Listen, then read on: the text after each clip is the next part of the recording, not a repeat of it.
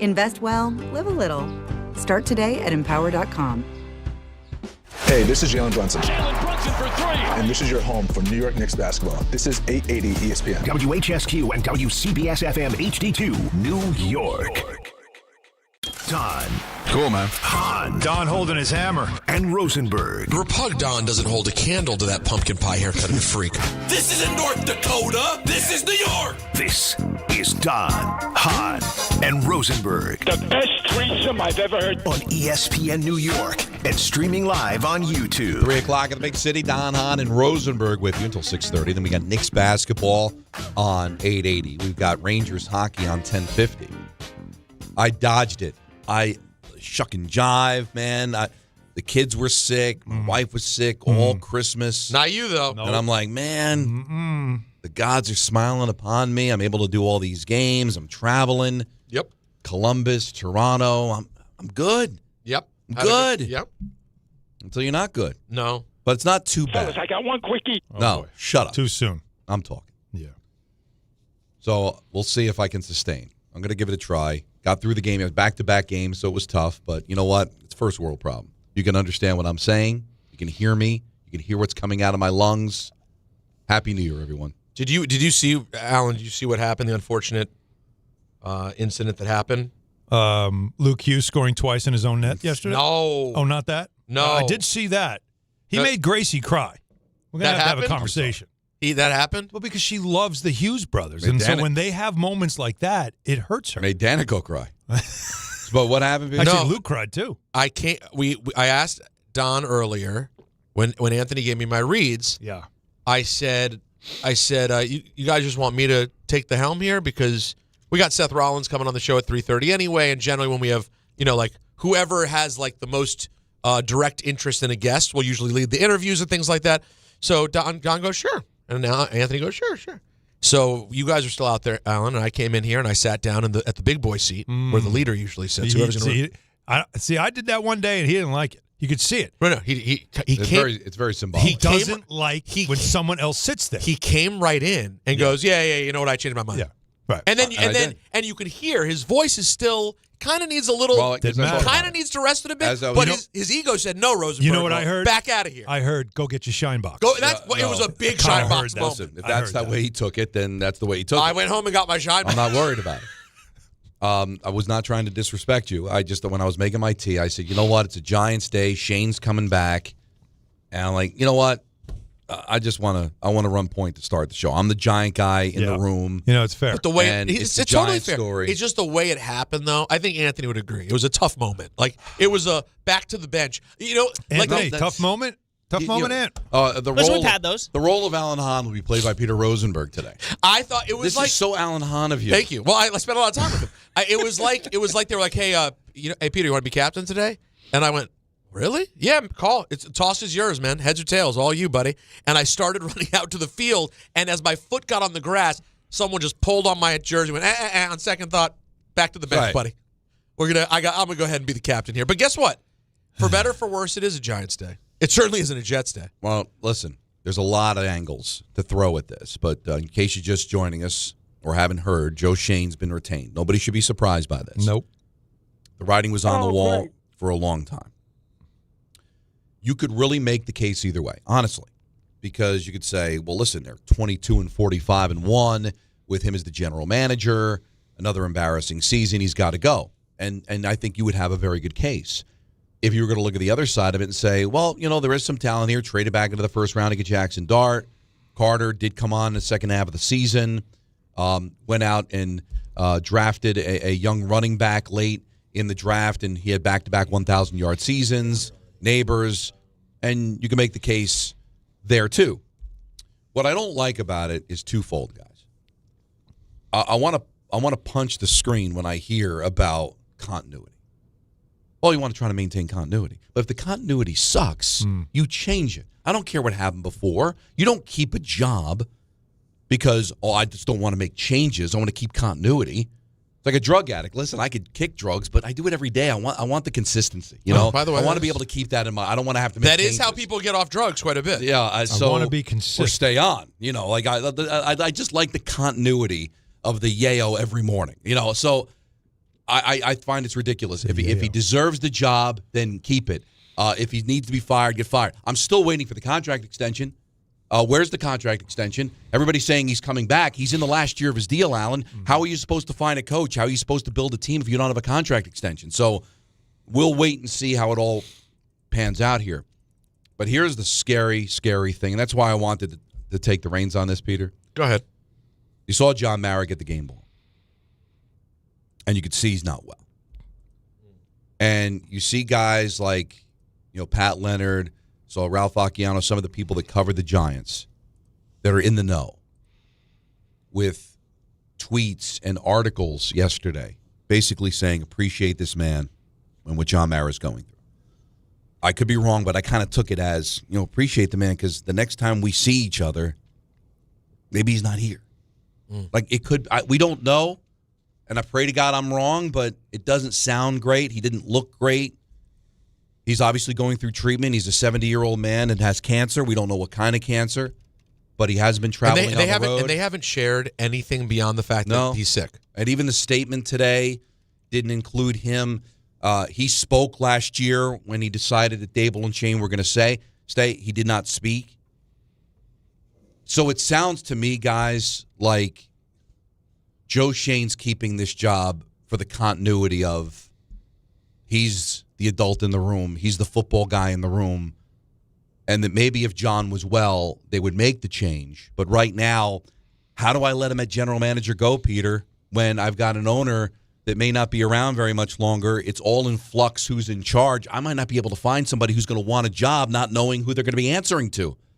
So before you criticize and rip and tear apart, let's understand that this might be happening because of what John is going through. And I hate to be the person who, in a time of something very serious about someone who matters a lot to a lot of people, would bring up themselves. But I do recall it was me on this same program, as much as 2 months ago or more, saying, don't be shocked if they barely do anything here because of exactly that. Yeah. There are things that are more important than football decisions.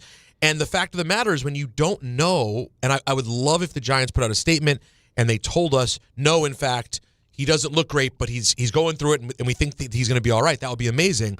But since we don't know anything, you are forced to maybe assume that the primary issue here is making sure John is okay, and that's all they can worry about. And I was listening to Michael, and I was listening to the morning show with Dave and Rick. Giants beat the Raiders. They beat the Cowboys. They're now going to pick fifth. They had the whole NFL by the you-know-what, first overall pick in the draft and all that. First of all, we weren't on the air. The three of us could have beat the Raiders that day. All right, so there was no tanking against the Raiders. Raiders stink. Yeah. All right. Yeah, you couldn't even try to. You could try to tank all you want. Yeah, and they're going to out tank you. Right. It was a mess. And I still see value in Dart playing. You can't look veterans in the face and say we're going to start Russell Wilson against the Dallas Cowboys. It just doesn't work that way. But whatever. I'm not going to argue about tanking. But when I saw them give him the game ball, Allen, I said to myself, and Mara's been on record saying he would fire anybody that tanked. He does not believe in tanking. You wonder if that victory last night was for John. And as much as you hate not having the first overall pick, does that make it worth it?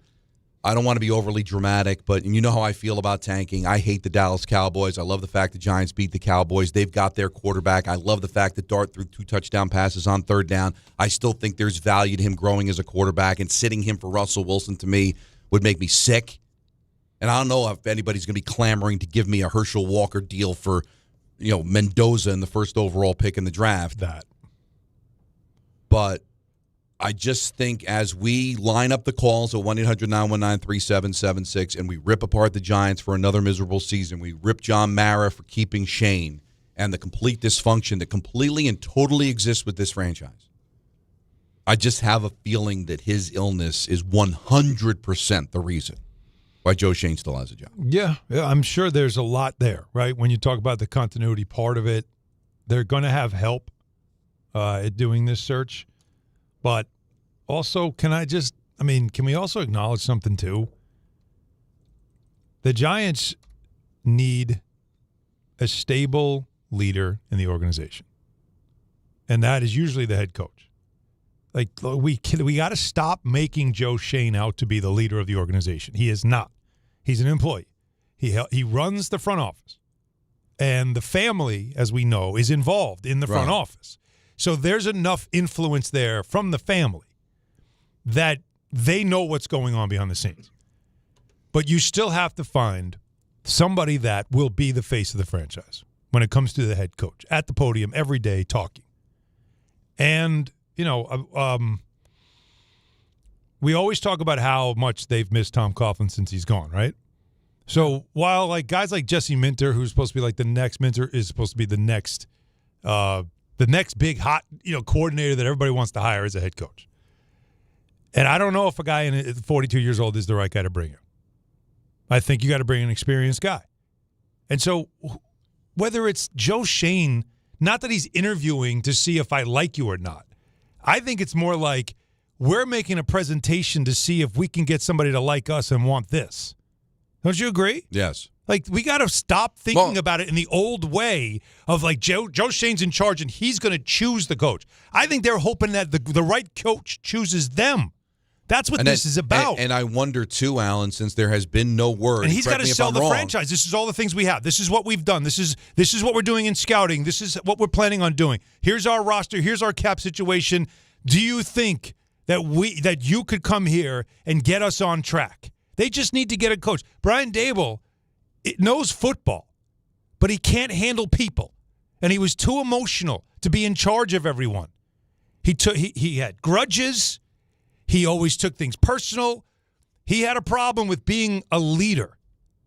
They've got to find somebody that is a smart football guy that also can handle being the leader and not take things personal, not be emotional. That's why I personally, like, the minute Kevin Stefanski was fired by the Browns, that guy is exactly the guy you need. 6 years experience, 2-time coach of the year, has lived through some epic losing, has coached for an abomination of a franchise. Oh. Like, you don't think that guy can deal with a mess on a daily basis? He won't be overwhelmed. No. But when he's got talent, he showed you that he actually can. They can have success. And Ian O'Connor has said that he's got the inside track. Makes sense. Ian's definitely somebody that has a pulse on it. You were talking about having a big boy in the room. This is what Darius Slayton said on who he'd like to see be the next head coach. Somebody, that's Tom Coughlin-esque. I feel like, he brought a lot of things to this organization. I think it's no mistake why he won when he was here, was his personality and the way he went about his business. And I think it takes a certain type of person to be a head coach in New York. It's a tough job. Obviously comes with a lot of scrutiny, but, I think you need to have a certain disposition to get the job done effectively. I feel like he probably embodies a lot of the qualities that, we require now. Was Slayton around for TC? Has he been here that long? How would he know? I think he did catch the tail end. I got to take a look that up for me, Anthony, quick. Yeah. When his first year had, he might have crossed over. That's pretty remarkable. I'm just going back doing the math, right? Yeah. So this was 4 years of Daboll, so that 2019. So no, he would not have gotten Coughlin, but he probably saw, and I'm sure they talked about right? Coughlin, Stefanski. That I don't know. When Tom Coughlin got here, he had gone to championship games twice with Jacksonville. Had some big college years in Boston College, and then of course he won Super Bowls with the Giants as a wide receiver coach, but not as a head coach. But that's what we're talking about. Is just trying to bring in right. But I just wanted to. What I want to make clear is that we've got to stop looking at Joe Schoen in the prism of he's going to choose a coach. And it would be, I think he's a representative of the franchise in meeting coaches to see who is going to be interested in what we do and who thinks that they could help turn this around. And then we see like who has the best plan that fits what we're doing, and then you go from there. Yeah. This is not what you think. This is not a typical way to hire a coach. They're looking for somebody to take control of the franchise. And is it possible, even though he is leading the charge, and I heard Michael talk about this in the open when I was driving here, about, well, obviously Shane's not going to interview somebody that is going to relieve him of his duties, right? But the reason I brought up no contract extension is that is it possible that you're going to help the search, but if we find somebody that doesn't want you, then you might be gone. Yeah, but that guy doesn't exist. Probably not, but just in case all of a sudden they decide to go to somebody who says, I love this job. I could take this job, but Joe Schoen, that doesn't seem like he's my guy. Well, what happens there? So like John Harbaugh suddenly becomes available. He could. And then he just is like, if I'm coming, I'm bringing my people. And then you say, all right, fine. Like, is that like didn't that happen with Cohen in Jacksonville? It would take, I think so, yeah. It would take something significant to make that kind of move happen. But I don't. Well, maybe that's just how they view this offseason, though. Is it's unlikely we're going to find the person that is the future of this franchise. We have a lot of stuff going on, so we're going to keep Schoen. If the right thing comes along, sorry, Shane's actually out. But it happens. We changed our mind. And I think that's all they can kind of do right now. Why does it feel like we had this conversation? I don't know. We had 12 months ago. Oh, it just feels like we just keep doing this. Yeah, but now there's that lack of stability because of John's health, and you just wonder if Schoen is just coming back because they just don't want to add more chaos to the situation. Yeah, I agree. So that's why I wanted to open the show with the guys. Obviously, it's the biggest story of the day, but just file that in the back of your mind. I'm not telling you not to rip the Giants. They deserve to be ripped. Oh, yeah. But I'm just wondering, when you add to all the dysfunction, is bringing Joe Schoen an act of that dysfunction, or is it an act of, we don't have many football people in the room right now. Right. John's going through it, and we all hope he comes out on the other side. But he's in his 70s. It's not a great situation for sure. 1-800-919-3776. Seth Rollins is going to be in studio coming up next. He's a huge football fan. What a time to be a Bears fan. What a time to be a football fan if you're not in New York. So we'll talk to him. No, isn't it crazy, too? And we'll save this for the next segment because we want to talk to the people now about the Giants. But it's such an interesting playoff. Don, you and I got what we wanted. Parity is sort of dead. This year's wide open. Now, we still have the ego. I know. We know. It sucks. Alan loves greatness. He was just waiting for the Chiefs to run through everything again. He doesn't want to see anyone new and exciting pop up. But I would like somebody to emerge that's like Why? somewhat Just give me competent. somebody good, because right now great games. Every single team is flawed. I don't love seeing an 8-9 team back into a division title. Don, please, let's not pretend like it wasn't the NFC South. That's what they are, the 8-9 division. They invented it. Let's rename the NFC South, or the AFC South. AFC South has done their share too. This year the NFC South is Thursday Night Football. Oh yeah, that's how we describe it. The league should just be the division should be called Thursday. Thursday. Yeah. It's the Saturday afternoon of Thursday Night Football. That is repug, and I could argue there shouldn't be as disgusted a fan base in football as the Tampa Bay Bucks fan base. They should be that. They handed that division away this year. Granted, I know they had injuries, etc. But I don't know. I'm excited to talk playoffs because there's so much. There's so many different random teams involved. I'm very excited about it. Well, we'll find out in the Super Bowl when the trophy's raised, right? Yeah. But anytime the trophy is raised, it can feel like the season's over. But on the ESPN app, it never really is, because with more than 47,000 live events, plus originals, highlights, and coverage from every corner of the sports world, there's always something to dive into, from college football playoff to all NBA action. No off-season, just everything a fan needs to keep going. All in season. Get all of ESPN, all in one place. Download the ESPN app on your TV or phone today. All right, let's get to the busy phones. Peter in Bayonne gets us started here on Don, Hahn, and Rosenberg. How are you? Hey, guys. How are you? What's up, man? Happy New Year. I wish you all a good break. I just wanted to just go on your point, Don, regarding have an extra year with Joe Schoen and just specific on that. So I was trying to say, it's like Aaron Glenn. Why are we giving these coaches 5-year contracts, these massive contracts, so they could just, you're just giving them a golden parachute. Let them earn it. Give them why not give someone a rising star a 2-year contract? Give it to me, prove it, because it's just there's so much money being spent. You want to tell him? Well, Peter, there's an easy answer to that.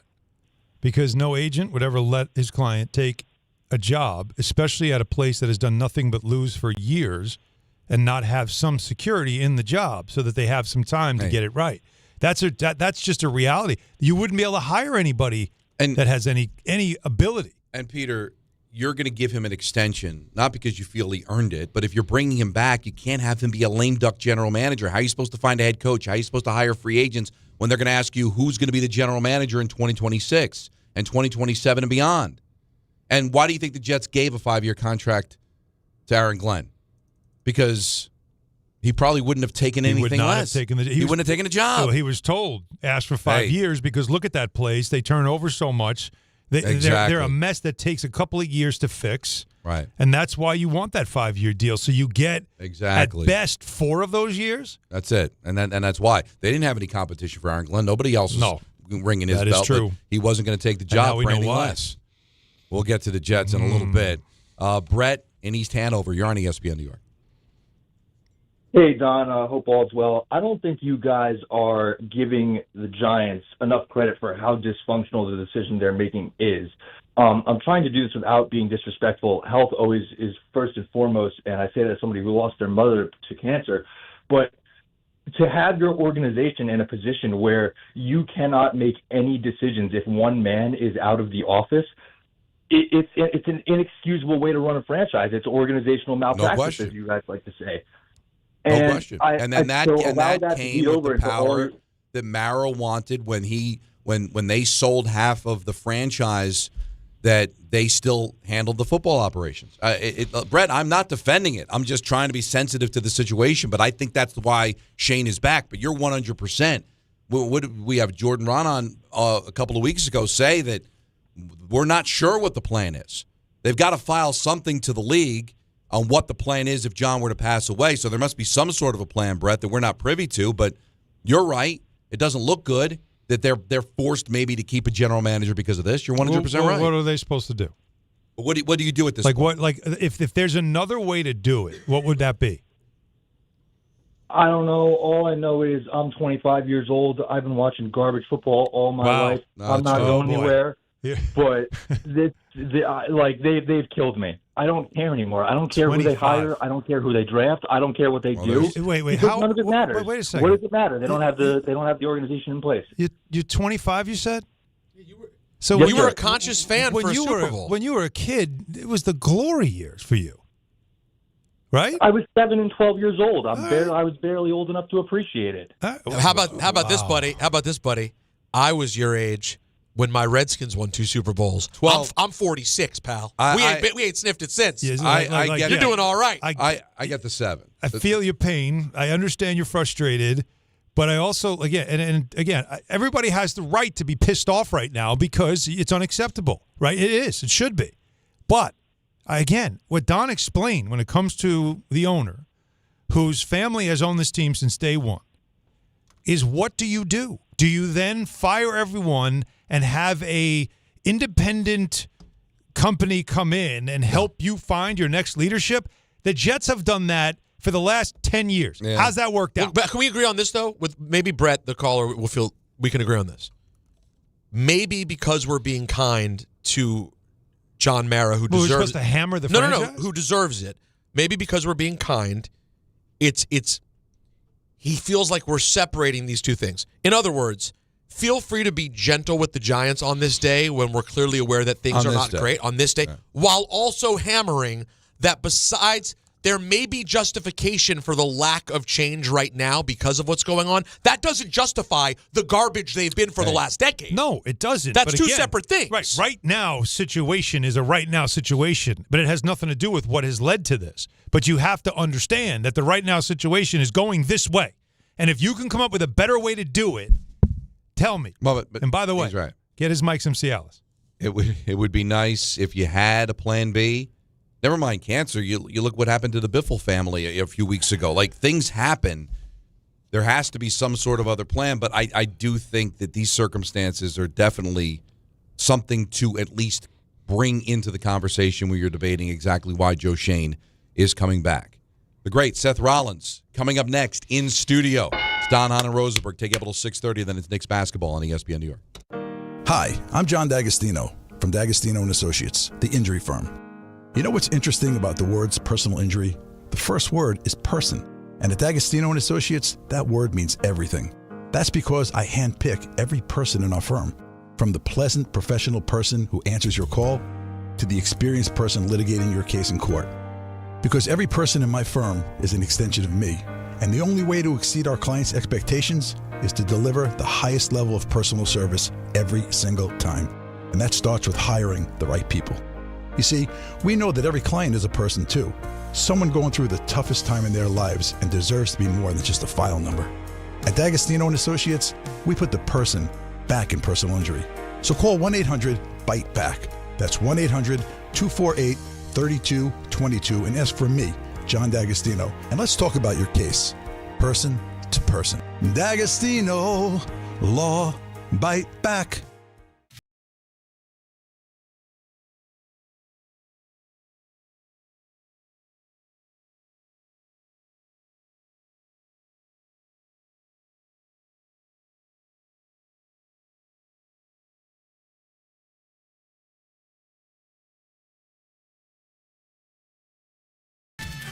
Gambling problem? Call 1-800-GAMBLER. 21 plus only. Must be physically located in New Jersey. T&Cs apply. I know that hiring can be challenging. You sort through tons of resumes and you get too many so-so applicants. You're just waiting for someone to match your role perfectly. Well, now, there's a place where you can meet them fast. ZipRecruiter. Need to hire right away. Start your search for strong candidates. The right fit awaits. Build your team.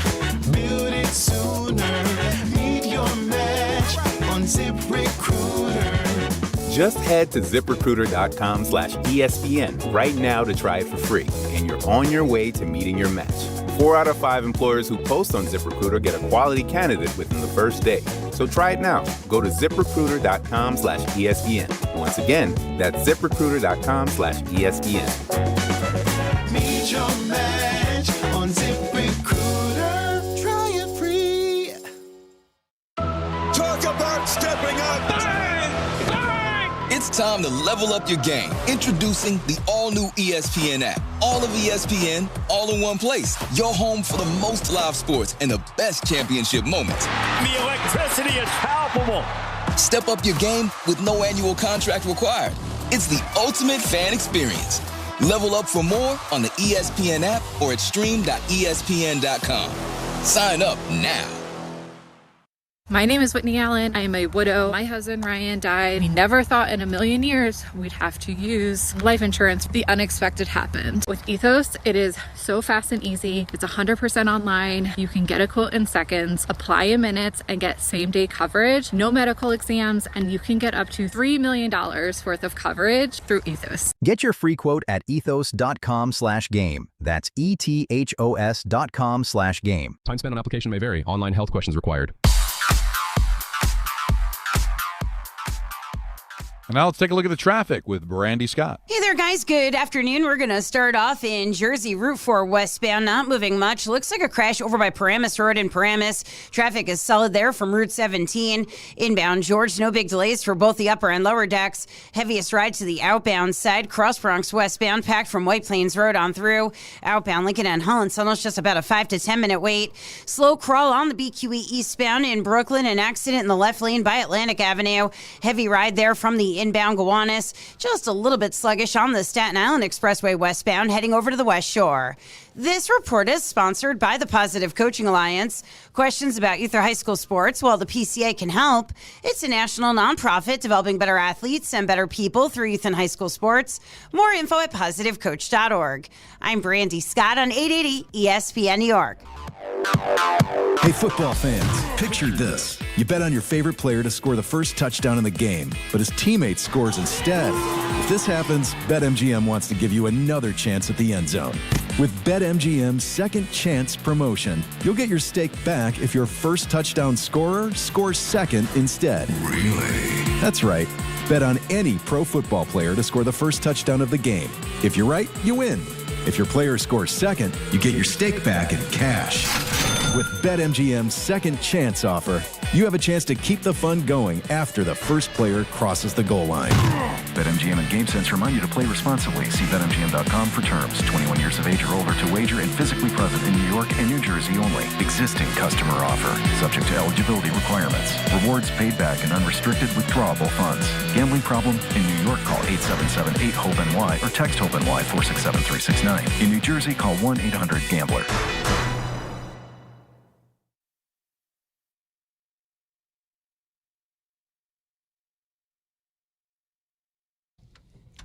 That this music has provided great joy to mine and many other lives. Don Hahn and Pipsqueak. Pipsqueak Pete. We'll get to that in a moment. We have a new nickname, everyone. Yeah. Well, we'll get to that, but you will not hear this music, sadly, tonight at the Barclays Center at Monday Night Raw, because the rightful man on the throne, Seth freaking Rollins, is still on the shelf.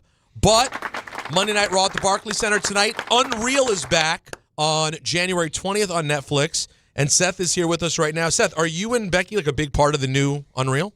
Yeah, I think so. I mean, it's an ensemble cast, as it is with WWE, but I think both of our stories from WrestleMania to SummerSlam, I believe, seem to be major parts. I haven't seen any of it. They don't let us see any of it at all. So all I've seen is the preview that came out, I think, today or whatever, and maybe some additional footage or clips that they've put online. But that's it. But yeah, I think we're in. I mean, we did interviews and there were cameras and microphones. Is it any different? You guys are already around cameras all the time. How much more does it put cameras around you? And for people who haven't seen it before, Unreal is a show that I have mixed feelings about, as all hardcore wrestling fans do, but I do really enjoy it. And if you're curious to see the inner workings of this insane business called the wrestling business, Unreal Season 1 is already up on Netflix and Season 2 is coming. It's a behind the scenes of the whole thing.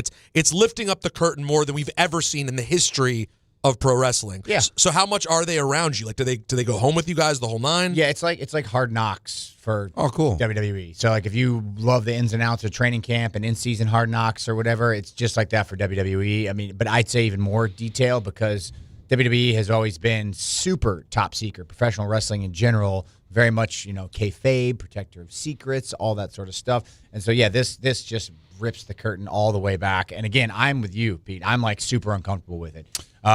To the point where I resisted. I didn't want anything to do with the first season. I'm like, keep me out of it. Don't put me in it. I didn't want to do anything in the second season.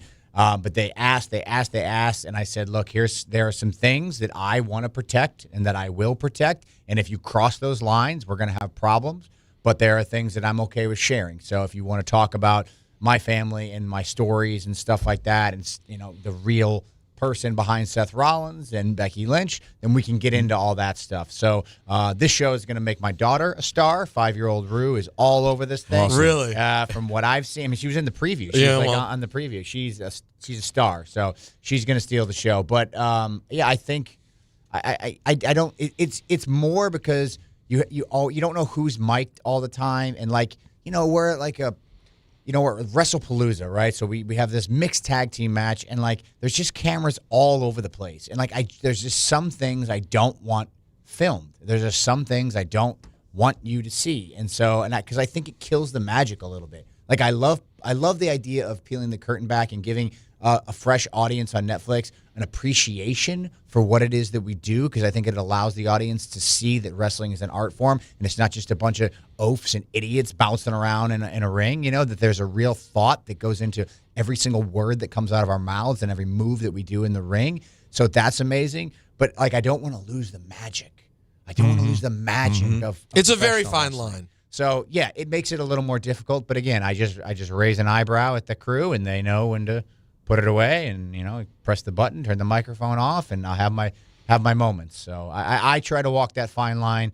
And maybe I'm too old school, but that's just how it is. But that part of it, when you think about having your family part of it, that's probably where you're the most protective, right? Because once you open that up, it's open to the world. Sort of, but I mean, wrestling's so weird because we're not like George Clooney, where they think of us as actors who play roles. We are our characters. So Seth Rollins is Colby Lopez is Seth Rollins. They're all the same thing, and so this is this different connection that our audience has to us that they don't have to actors who play roles in movies that they're obsessed with. It's there's a different type of fandom that comes along with it, and part of that is them appreciating who we are as people and attaching themselves to the well-being of our lives. So there's some lines I don't want to cross with my family, but I mean, my wife does it too. I do it. Our daughter is.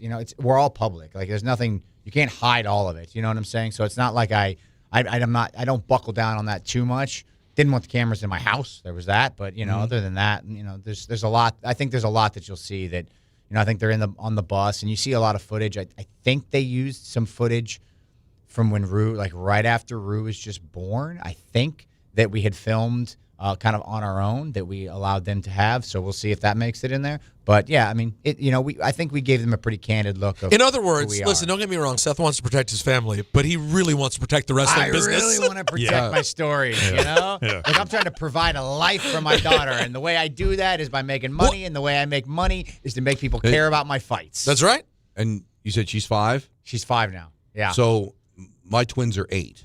So they're starting to understand what I do. Yeah. Does she completely understand what you're doing yet? No, definitely doesn't completely get it. She has no idea. You know, like not no idea because she's been with us on the road for years. Like, everybody's parents wrestle. Yeah, now that she's that's the thing is that's the one thing she doesn't get is that not everybody's parents are in video games. Not everybody's parents have little dolls that look like them. That's weird to her now. She's starting to figure that out at school. Like Dante's mom doesn't have an action figure. So. Nothing against Dante's mom. She's awesome. No, I'm sure she's great. Yeah, so she's figuring it out a little bit, you know, what we do and that we're on TV. And she's, now that I'm off, I'm watching Raw every week to see what Becky's doing, and she's seeing Mom and like, is that Mama right now? Is she on right now? So like she's kind of understanding the live aspect versus the tape aspect. It's all a work in progress, but I'm sure she'll be smart to it soon enough. Well, it was funny, I think I told you guys, we talked about it quite a bit. When Seth had the, quote, injury that was going to keep him out of SummerSlam. And, I had dinner with him the night before he came back. And he shows up to the restaurant, lovely restaurant in New Jersey we went to. It was delightful. Great. I meant to shout them out, and I've forgotten the name of them, but they were great. And he shows up on crutches. And like one of the things I love about my role at WWE is I still get to be a fan. I'm like, I don't ask inner workings stuff. I just sit there and observe it like everybody else. But I have to admit, when I saw him come in a restaurant with like 8 people there with crutches and sits down and has a whole meal with us, no part of me thought there was a chance that he was going to come back and win the championship the next night. And that's sort of that line of magic that he's talking about, of like, even if you're close to it. The next day, freaked out. Like I was sitting at the desk where we do the post show with one of Seth's good friends, my colleague Big E, and we're sitting there watching, and E goes, I think Seth's coming back. And he's a former champion, former wrestler, but now he's just a fan too. He doesn't ask questions. Yeah. He goes, I think Seth's coming back. And I was like, I think I'm so cool. I'm like, E, sorry, buddy, I know he's your friend, but had dinner with him last night. Don't think he's coming back. And Big E was like, so? And I'm like, well, he had crutches at the restaurant. Big E's like, so? And I was like, oh my God, could he come back?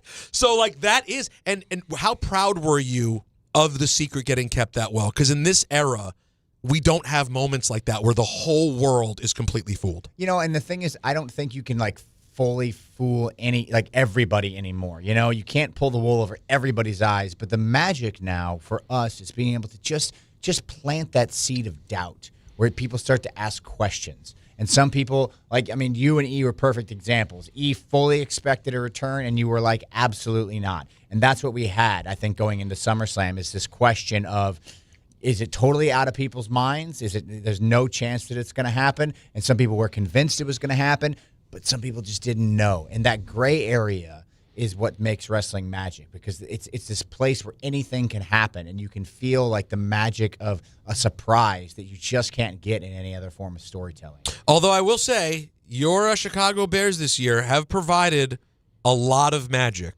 How much can you describe, and I feel bad for the Giants and Jets fans listening today after another season ends of complete and utter misery.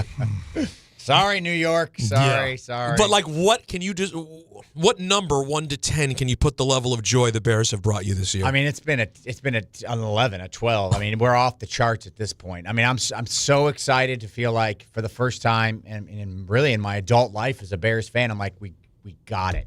Like, we've got it right. We've got a coach, and we've got a quarterback, and we've got a team that can compete in this division for a decade. And that is I've never felt that way. I mean, the first Nagy year with Trubisky maybe was close, but that was still. You knew that Trubisky was still. You weren't sure. You weren't sure. But what you're doing right now, and again, I God bless you, because I know as a Bears fan you've been through it, right? Because there's certain fan bases where you're like, dude, you were bad for 2 years. Calm down. Like any Patriots fan right now. Oh, Don't talk to me. But you've been through it. But you sound so much like Pipsqueak Pete last year. Only a year ago, he had the quarterback. We got the coach. We finally got it. And then things happen. Right. Things happen. But I still believe so you got to feel like if you're going to hit, it's got to hit. Like you got to hit now. Yeah. That is so a great wide point. open. That's a great point. Right? You're not going to get a better year. Oh, it's right there. To maybe do this. Like, it won't be easier next year. No, it won't be easier next year, but you have – so the Jaden Daniels' skill set, if we're going to go talk about the Commanders for a minute, his skill set wasn't diminished this year. That wasn't the issue, right? The issue is that he couldn't stay healthy. That was the issue. So that is a non-issue with Caleb Williams, and you saw him take a huge leap with Ben Johnson in that scheme, in that offense from year 1 to year 2. So I have no reason to suspect that year 3 is going to be worse. Might it be more difficult? Sure. But it also might be easier because he's becoming more and more efficient.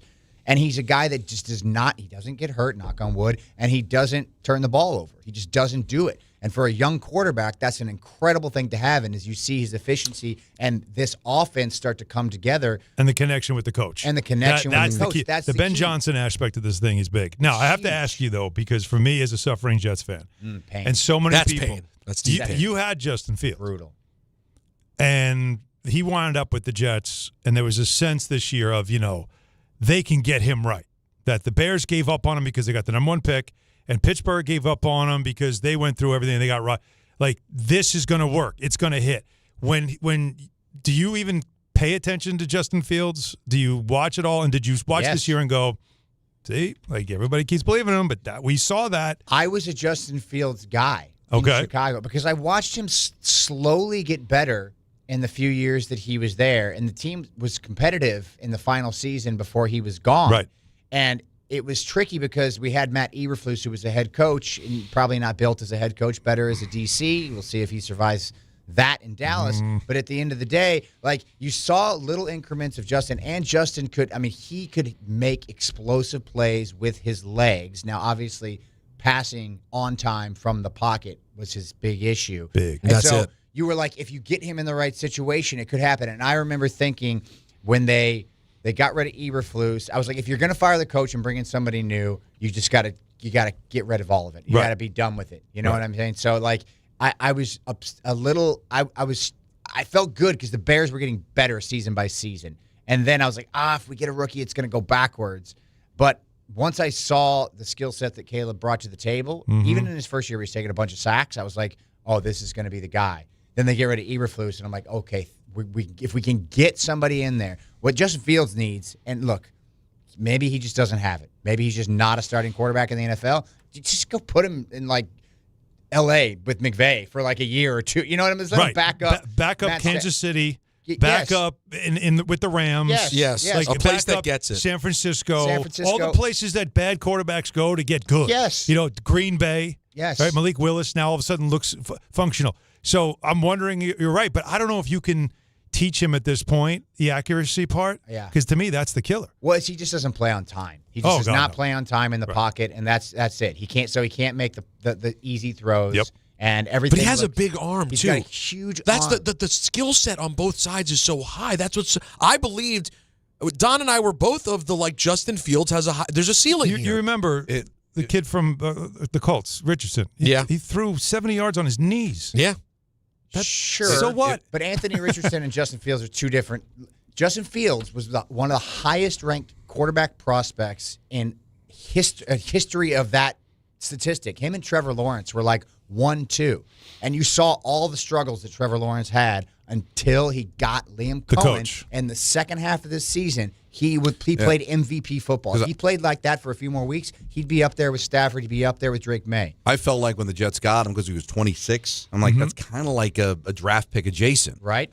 And I'm of the belief that all of these quarterbacks are kind of the same. It just depends on who drafts you and who coaches you. And Fields looks like a kid that's just broken now. Yeah, I know. And that's sad because he seems like a nice kid and a good kid with, like you said, Pete, a huge ceiling. Like you just see it. I remember his rookie year I saw it. Yeah, we definitely didn't see the complete turn that it took this season with the Jets. For you guys now, in New York, man. God. Oh, it's bad. My heart breaks for you. Yeah, I could see. Giants and Jets. I feel that pain. Now, but you saw this coming. We were talking off the air. You had told Rich Eisen that this is the exact record they were going to have. I predicted the Chicago Bears, I believe, to finish the season at 12-5. I can't believe you. Isn't that crazy? And it was crazy because they win the North. Well, and they took the Commanders' season. Yeah. Like I feel like something weird happened because like the Commanders killed the Bears last year. The Hail Mary killed the season. That was the end of the Bears season last year. They lost. And if you recall, 10 games. The Commanders were one snap this year from kneeling on the ball to go to 4-2. Yep. Instead, the ball on a wet night in D.C. slips out of Daniel's hands. The Bears win the game. Commanders complete. I'm telling you, it's a weird karmic thing. And now the Bears have been on fire since that game. Yeah, I think they were like 1-2 coming into that game because it was like week 4 or something like that. They lost their first 2 games. Heartbreaker to Minnesota, get blown out by Detroit. They come back and win. I don't remember, against a crappy like Raiders team or something like that, maybe, which was on like a blocked field goal or something. And then you have a moment like that. Yeah, and then that happens, and then they just went boom. And then every week it was cardiac Bears. Every week, come back, Caleb in the fourth quarter. It was insane the amount of close finishes. Even in these last 2 weeks, they get beat by San Francisco, beat by Detroit. It comes down to the final play. It's been a crazy season to be a Bears fan. You down to hang for one more segment? Yeah, of course. All right, Seth's going to stay. I want to dig in a little bit more to the rest of the play. We haven't even mentioned the playoffs are set, so I want to get into that a little bit as well. Seth Rollins is here, WWE Raw tonight, the season premiere on Netflix at the Barclays Center. It's Don, Hahn, and Rosenberg. St. John's looks to get back on track at Big East play on the road against Butler. Coverage begins tomorrow at 6:40 on 880 ESPN and the ESPN New York app. New York Presbyterian treats more heart patients than any other hospital in New York. From common to complex conditions, our cardiologists and heart surgeons are pioneers in advanced heart care, leading the way in minimally invasive treatments for faster recovery times. Find a doctor at nyp.org/heart. Stay amazing. New York Presbyterian. New York Presbyterian Hospital based on U.S. News and World Report 2025 to 2026 Cardiology, Heart, and Vascular Surgery Rankings. Smalls here. Life is full of choices, some big, some small. And when you choose an H&R Block Tax Pro, you're choosing the largest network of tax expertise to be in your corner. For when your big ambitions need help with the small details. For when your 6 figures come from 6 different places. For when your gaming stream becomes your revenue stream. For when your business's year 1 needs 70 years of tax know-how. At H&R Block, they've seen it all. And they're here to help you make the most out of your money for life outside the box. This is the story of the one. As an HVAC technician, he and his digital multimeter are in high demand. So when a noisy office HVAC turns out to be a failing blower motor, he doesn't break a sweat. With Grainger's easy-to-use website and product information, he selects the product he needs to keep everything humming right along. Call 1-800-GRAINGER, click Grainger.com, or just stop by. Grainger, for the ones who get it done. Out on the course, they're the PGA Tour's best players. But in the arena, they're prime time. And Season 2 of TGL presented by SoFi is back with lights, cameras, action. We're talking big moments, big personalities, big names in the stands, all on the big screen. Big-time matchups with shot clocks, hammer drops, timeouts, overtime, and playoffs. It's city versus city, squad versus squad. The sport just hits different under the lights. It's TGL presented by SoFi. Keep up. It's golf. Tune into every match. Only on ESPN. Whether you're building a single roof or a successful roofing business, roofing contractors like you need the right tools for the job, and software is no exception. Service Titan is on a mission to be the most powerful software platform for the trades, with purpose-built technology proven to maximize revenue, streamline operations, and deliver 5-star customer experiences. We are taking roofing companies like yours to the next level and beyond. Service Titan. We are built for this. See what we can do for roofers at servicetitan.com. You live for this. The wins, the losses, the slam dunks, and the buzzer beaters. The dream that this is your team's year. Hope. It's what keeps you coming back. So you represent with anticipation and with pride. Because when everything's on the line, your support means everything. That's why the NBA Store is here to support you. Check out the largest selection of official NBA gear at NBAstore.com. A Fanatics experience.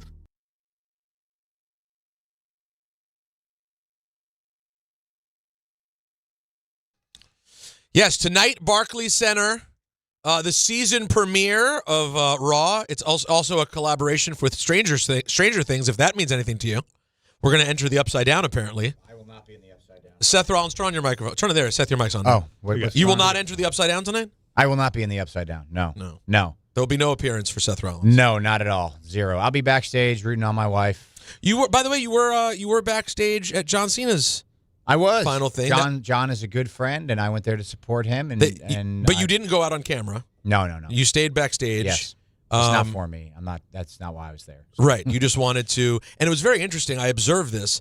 John noticed you guys being there. He only saw that you guys were there moments before his match. We only got there moments before his match. We flew in, but it was insane. We had delays, traffic getting into D.C. It was nuts, so we didn't even get there till like 7:30 or something like that. So you guys only went there to just support him and see the last moment. That's it. I love John as a person. John's been an incredible friend to me. Like, he's still a great friend to me. He's going to be for the rest of my life. So I just went there to be like, hey man, I love you, and thank you. From day one, when you got there, John always looked out, was always a supportive. Yeah, 100%. He was a guy that, it took me warming myself up to him. I was like, look, when I came in, I was a young guy full of, I don't know if I can say piss and vinegar. But no, that whatever. sure can. Yeah, you said it. I was like, I want to change everything, and I want to tear down the top of the card. And, John Cena was the top dog there, and I had no appreciation for what John did for the business and what he did for the company.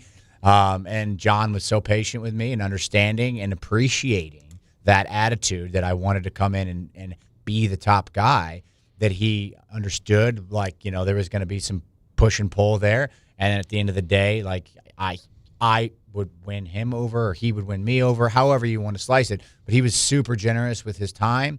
I have some great stories about John, but he's always been an incredible friend. And, he's done more for the business in the last 20 years than anybody. Fair point. And you are, like all the wrestlers I've spoken to, a fan of how it all ended. Yeah, of course. You guys all are the same. Every one of you, that you loved it. You wouldn't be asking this question if there was no controversy to the ending. If he had just won the match. No, he couldn't have won the match. No, not win. But I guess tapping out for a guy that never gave up. That was the part. That's the only question. Yeah. Look at you, Don. That part. So I can understand that. I can understand that. But in our line of work, it's always about what's going to be the most talked about thing we can do. And I think John did it with a smile on his face. It didn't feel like he was like, oh, I have been beaten into submission. It was like, I'm happy with this. This is my time.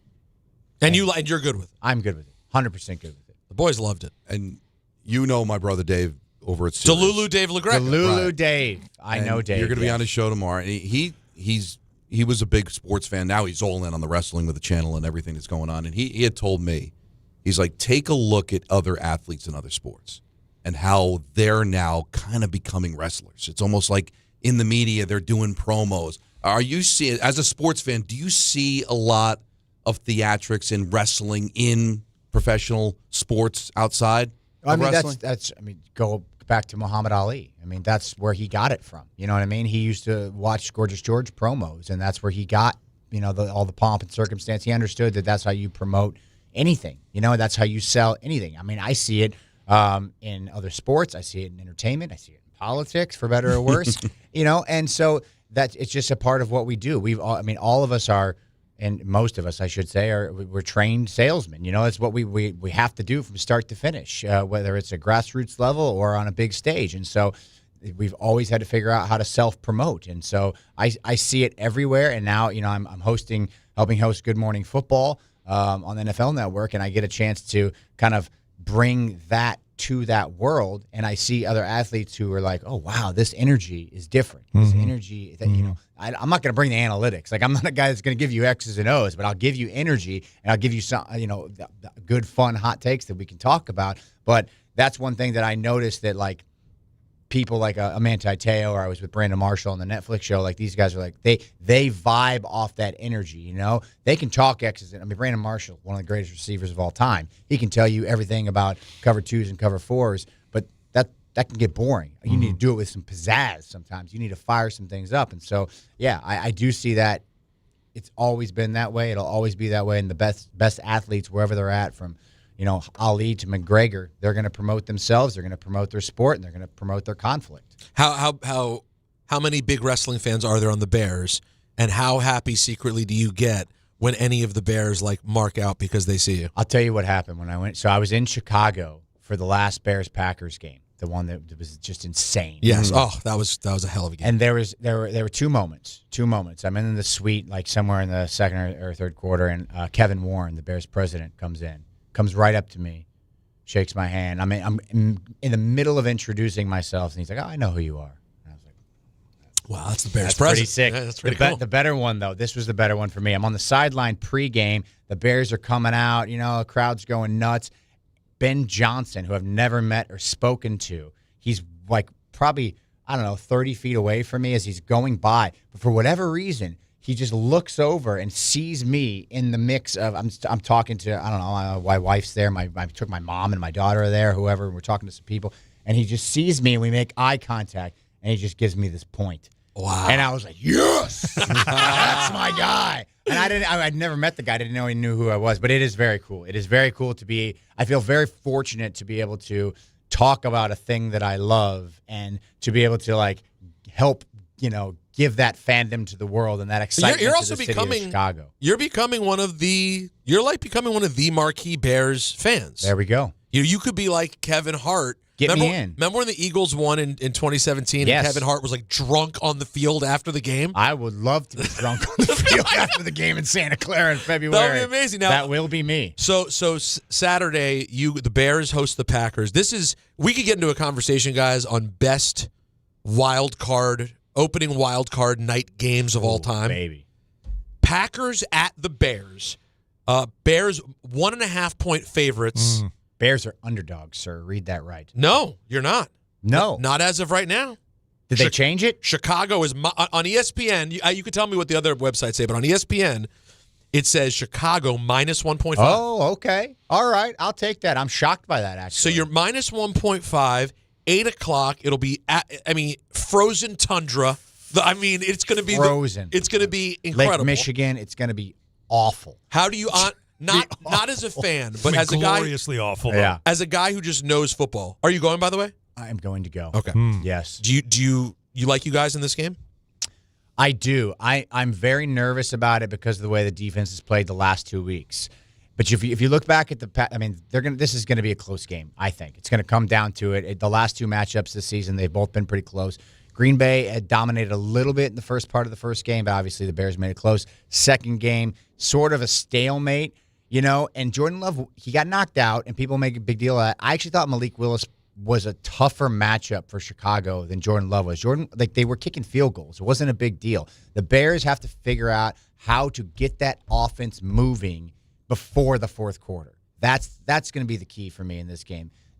Defense is going to play tough. It's going to be cold as hell. It's going to be, how can you run the ball? And you run the ball, and you have to get points early. You cannot play this game of catch-up and expect to win. So I feel good about it only because we're at home, but it's still, Is Love 100%, by the way? He's good, right?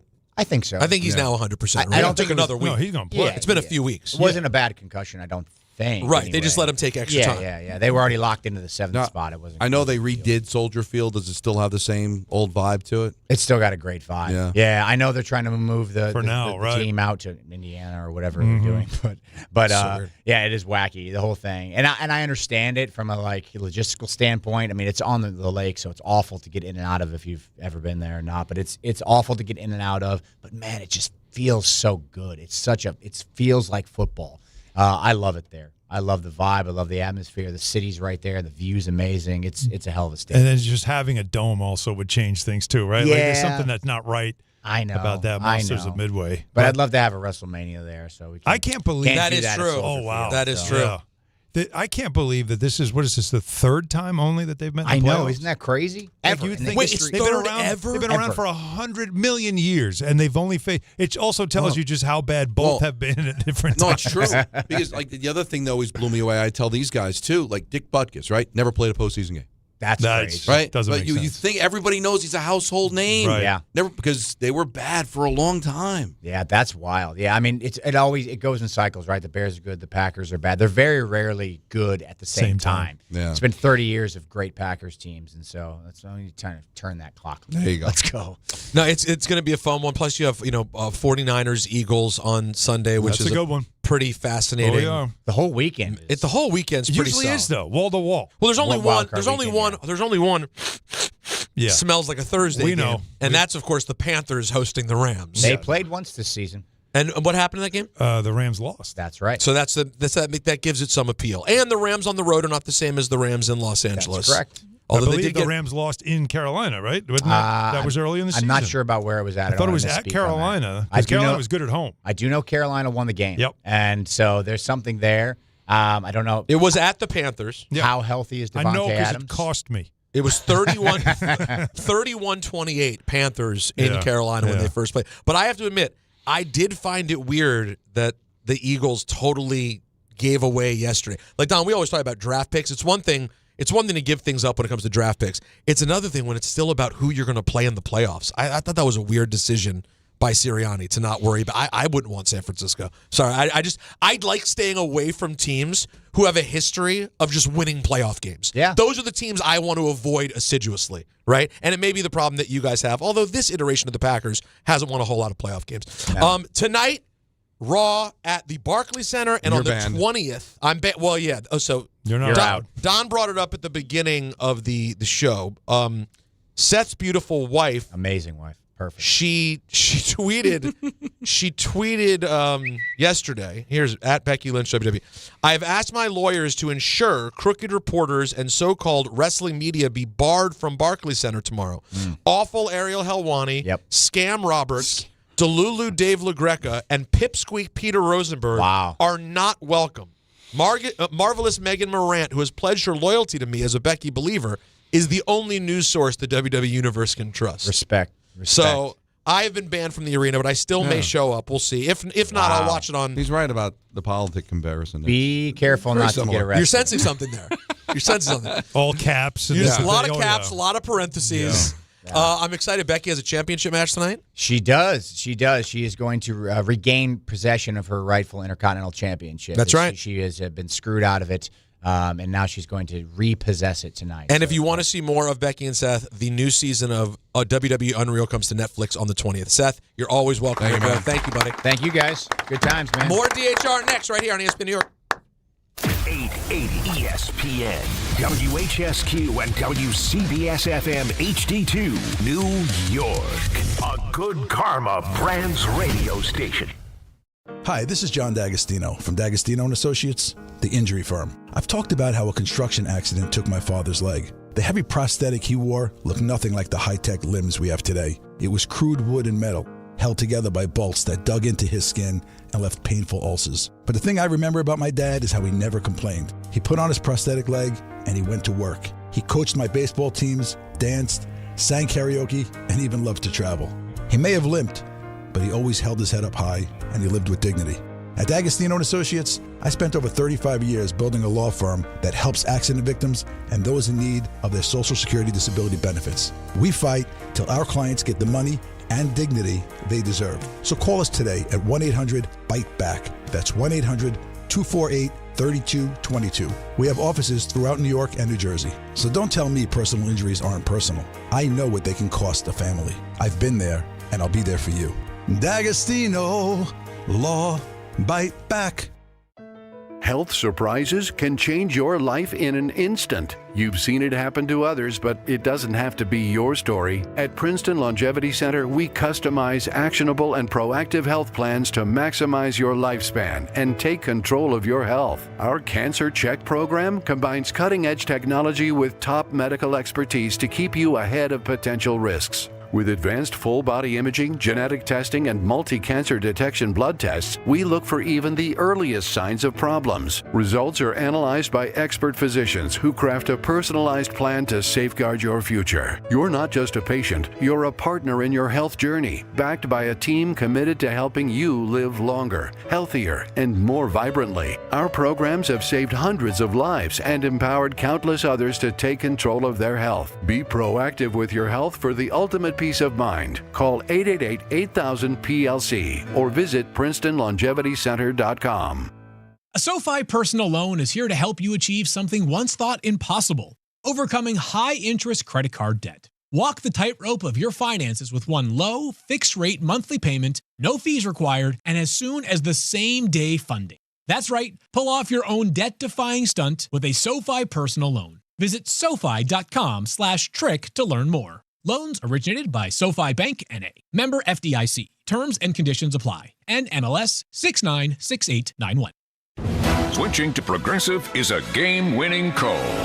And that reminds us of other game-winning calls in the history of sports. So it was the fourth quarter and we're down by 5. Sweat pouring down my face. Suddenly it hit me. If only I could wrap part of the towel around my forehead. And that's how I became the first basketball player to wear a headband. Okay, not really a game-winning call, but it was a good call. You can make one too. Switch to Progressive and you could save hundreds. Progressive Casualty Insurance Company and affiliates, not available in all states. Listen up.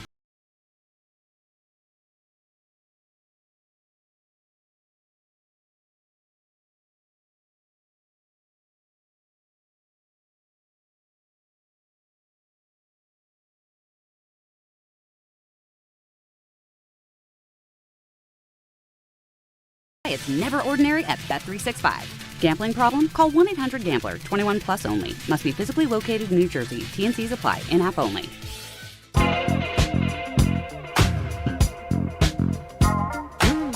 .405 at the big city. Don on and Rosenberg with you till 6:30. Then the Knicks. Rangers are going to be on 10:50. It's a big Knicks game tonight. No joke. After Seriously. everything that's going on, yeah. This is one of those you got to get right games, because you lose this one, that's when the doubt starts to creep in on the outside. I don't think it will on the inside, but on the outside it will start to creep in. Yeah, a little bit. That was a tough Spurs loss. That was a good game. A guy just had a detonated. I mean, Champagny just went crazy. That. I'll give you that. The 2 at home, Friday, Saturday, that's red flags. We got a binge coming up at 4:30. ENN at 6.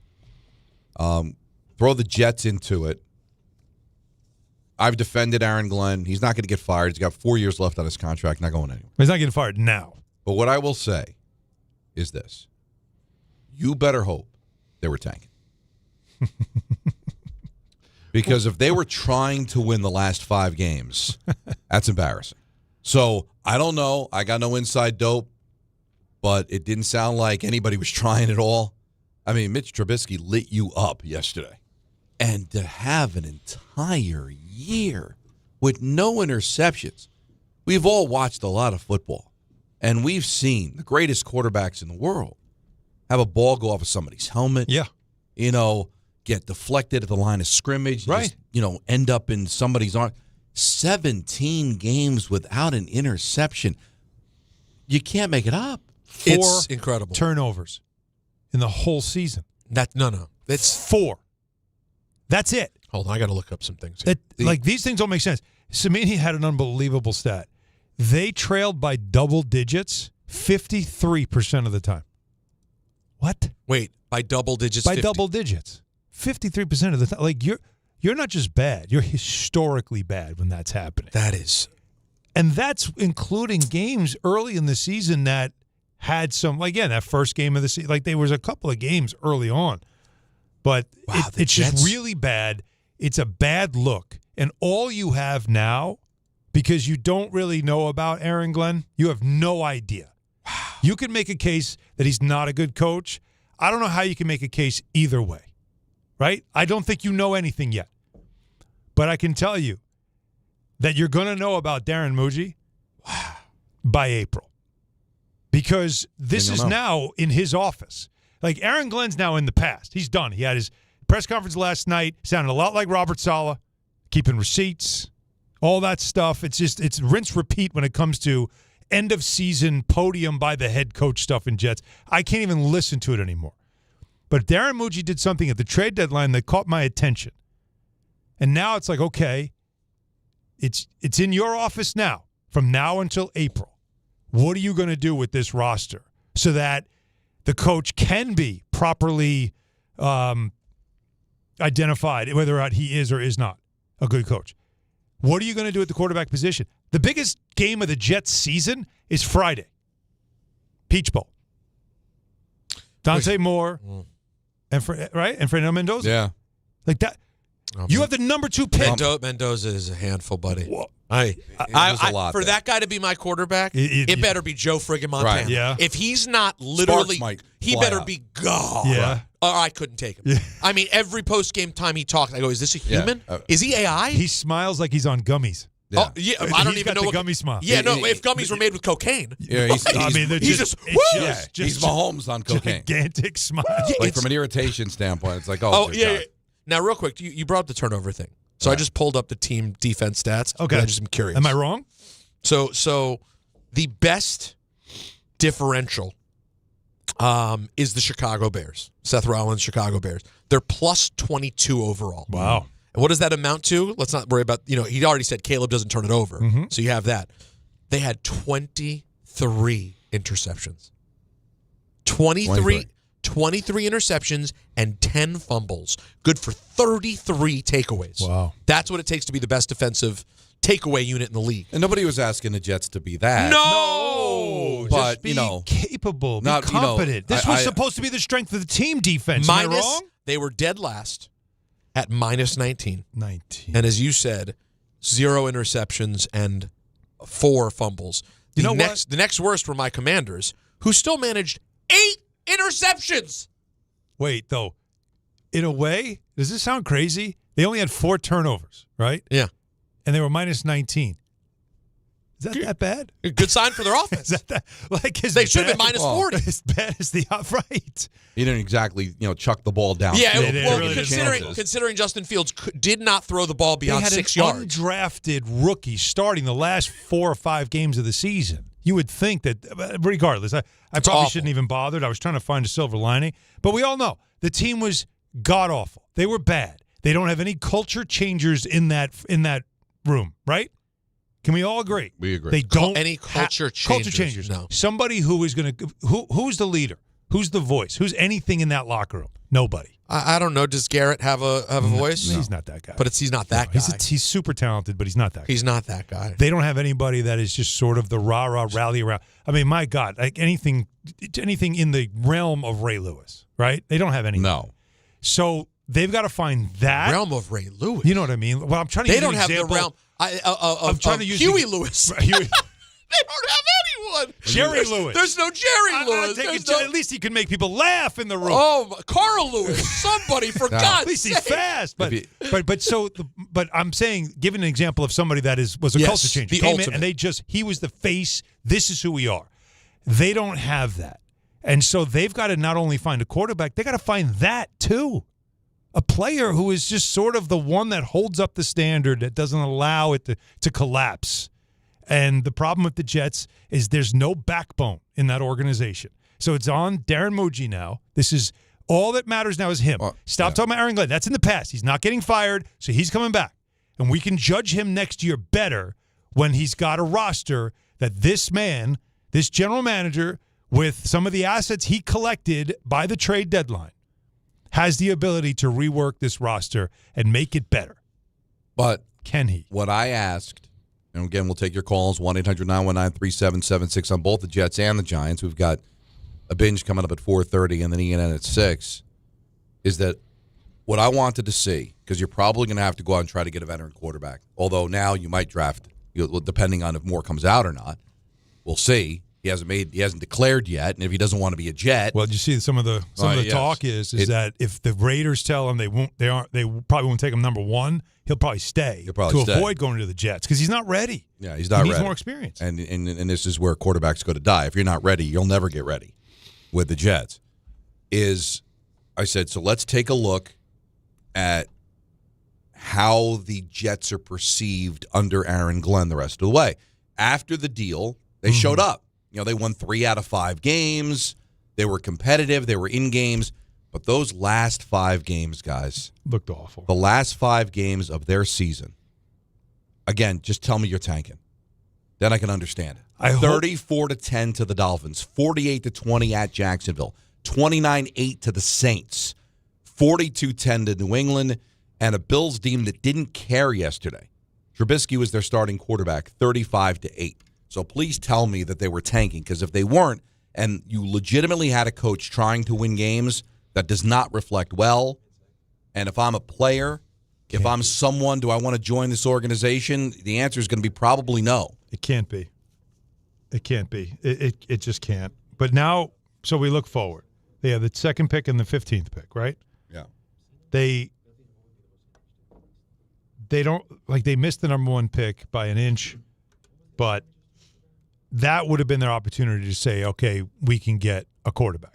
I don't know if at 2 you're getting that guy. No. And if whoever you take, if you do take a quarterback, even if it's more, you have to have somebody veteran that can give you a year at worst, if not 2, because whoever you're getting is just not going to be ready. And with this organization, it'll be.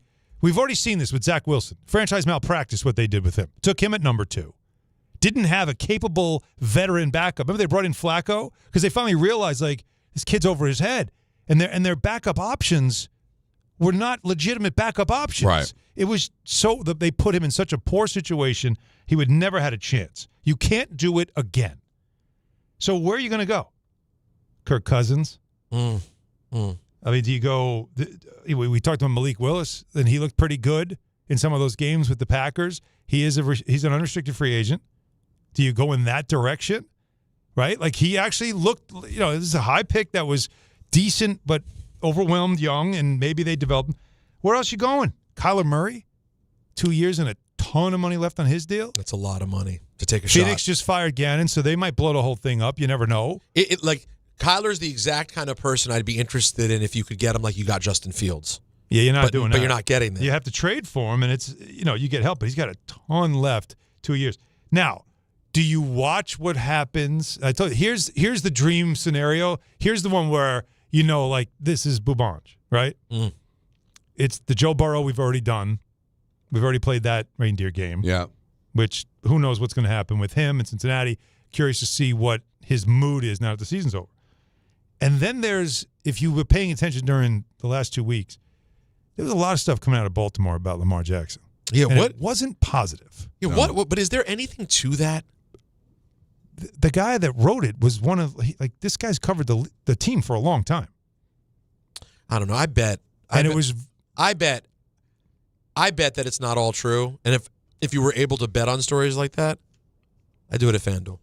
Because FanDuel is giving all customers a profit boost every college playoff game day. That means more chances to level up your picks and turn big moments into even bigger wins. Ride with the favorite, take a shot at the underdog, or build a parlay, then apply your profit boost and go for bigger winnings. FanDuel is the best place to get into the football action all playoff long, and when you win, you'll get paid instantly, all right? So visit FanDuel.com/local to get your college playoff profit boost today. That's right, Don. FanDuel.com/local. Head over there right now. Bonuses issued as non-withdrawable profit boost tokens. Restrictions apply, including any token expiration and max wager amount. See terms at sportsbook.fanduel.com. For help with a gambling problem, call 877-8-HOPE-NY. Text HOPE-NY at 467-369. That was very well done. Let's go to the phones. Thank you. Rick in Neptune. You're on ESPN New York. What's up, Rick? Hey, how you guys doing today? Good.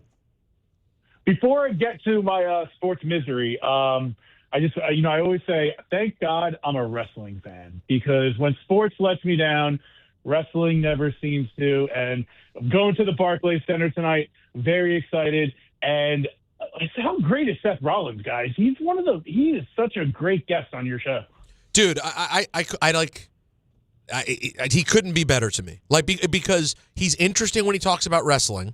I think if you're not a fan, he's just a good enough communicator to make it interesting. And then, he's not one of these guys who's like, I'm a fan of sports, sure. No, he's like... No, he knew. Oh, no. During the break, he's legit. We had super legit. We had some back and forth during the break. Yeah, it was good. Where I was like, just, how you just want to, test it out? All right, what is he? Is he just like one of these like fans, or is he? And it was great. He was great. No, I got news for you. He knows the NFL. I got news really for you. well. When it comes to the NFL, he could test us out. He's the real deal. He knows the league for sure. What do you got, Rick? I just wanted to just voice my frustration. Especially with the Giants. They put us in this unique position where, they just had all these devastating losses every week, man. I root for this team to win. They let you down in the fourth quarter, and they put us in this unique position where it's like, all right, well, if you lose, at least you get the number 1 draft pick. I can't remember a time where I was actually upset because it's been so long since we beat the Cowboys, and I feel like we lost. It was just such a defeating feeling. And then Don, I'm like, all right, this stinks. At least I got the Devils tonight. This is, hopefully they could improve my mood. And, for Luke Hughes to put the puck in his own net twice, it's one of the most unbelievable things I've ever seen. But I really do not like my fellow Devil fans booing him every time he had the puck, though. Yeah, that was not cool. You still got to support he's having a terrible game, and we're all frustrated with him. But you can't boo the guy every time he has the puck. I thought that was. I was thought really that was ashamed a bit of the much, Devil Rick. fans for that. Yeah, I brought it up during the broadcast that they're really letting him have it, and Kenny wasn't thrilled. Neither was Bryce. And they talked about it in the post-game show with Mike Rupp. Listen, you're entitled to boo the situation. All right, when you give up a goal, you want to boo, but the Hughes brothers are so important to this organization, and I said it on the air. As bad as you feel about it, Luke felt 10 times worse than you do about it. Mm-hmm. But I'll circle back to this. Yeah, those are 2 bad goals to give up. Did you really think you were going to beat the Carolina Hurricanes 1-0? You had 4 straight power plays when the game was tied or down 1, where you could have maybe won the game and didn't. Yeah, 1 goal's not going to be good enough to beat the Carolina Hurricanes, even a depleted Hurricanes team without Slavin, without Jarvis. So, yeah, those are 2 bad gaffes. But where's the offense, man? Where's the power play? You get all those opportunities, don't cash in. So I didn't like it, but that's kind of, hey, it's your money. You pay to go there. But that felt again, boo the situation, Allen, but to continuously boo him every time he touches the puck, knowing what he and his brother mean to this organization. You're trying to win Quinn in free agency in a year and a half. You think that's really going to help the situation? It's funny. I don't think anybody's thinking that at the time, but it's interesting you brought that up. But not to go too deep into it, but because I did watch it with Gracie, I felt like this felt like it was building up. They're booing him because I don't think it was just for the moment. I think that's a collective frustration by the fan base in him. Because he's not really good in his own end, let's be honest. He's a really skilled offensive defenseman. He's not good in his own end. Mm-hmm. And I think it's almost like this frustration of he's not living up to maybe what they wanted him to be, and then he has a game like this, and now the frustration was let out. I don't think that was isolated. I feel the fan base was kind of already getting frustrated, and that just put them over the top. Frustrated Am I too. wrong? No, you're not wrong. Again, this is me from 10,000 feet. And this is the expectations of the entire franchise. Okay. Many people thought they were going to go to the Stanley Cup final this year, and they still might. Every team in the Eastern Conference is alive. Every team. There's no Colorado or Dallas or Minnesota in the East. But we'll save that for another day. More of your calls coming up on the Jets and the Giants, but we got an NFL binge. Yeah. And it's coming up next here on ESPN. Let's go. St. John's looks to get back on track in Big East play on the road against Butler. Coverage begins tomorrow at 6:40 on 880 ESPN and the ESPN New York app. Finding great candidates to hire can be like, well, trying to find a needle in a haystack. Sure, you can post your job to some job board, but then all you can do is hope the right person comes along, which is why you should try ZipRecruiter for free at ZipRecruiter.com/ESPN. ZipRecruiter doesn't depend on candidates finding you. It finds them for you. Its powerful technology identifies people with the right experience and actively invites them to apply to your job. You get qualified candidates fast. So while other companies might deliver a lot of hay, ZipRecruiter finds you what you're looking for. The needle in the haystack. See why 4 out of 5 employers who post a job on ZipRecruiter get a quality candidate within the first day. ZipRecruiter, the smartest way to hire. And right now, you can try ZipRecruiter for free. That's right, free at ZipRecruiter.com/ESPN. That's ZipRecruiter.com/ESPN. ZipRecruiter.com/ESPN. ZipRecruiter. Hey, New York and New Jersey. Boost Mobile has an unlimited talk, text, and data plan that's only $25 a month forever. Meaning you'll only ever pay $25 a month for the rest of your life. Who wouldn't want unlimited wireless when it only costs $25 a month forever? If you don't, you must be one of those people who enjoy overpaying for their phone plan. $25 a month forever is truly as good as it gets. So go online and switch now at boostmobile.com. After 30 gigabytes, customers may experience slower speeds. Customers will pay $25 a month as long as they remain active on the Boost Mobile Unlimited plan. Hey, fans! Welcome back to Fansville's Cheers and Tears. Oh. Okay, so like everybody deals with losing, right? To a rival on a last-second field goal. Whatever, it's fine. I'm totally fine. But I cope with losing with an ice-cold Dr. Pepper. Those 23 flavors are like so delicious. They totally wash away the pain of your college football team taking a big fat L.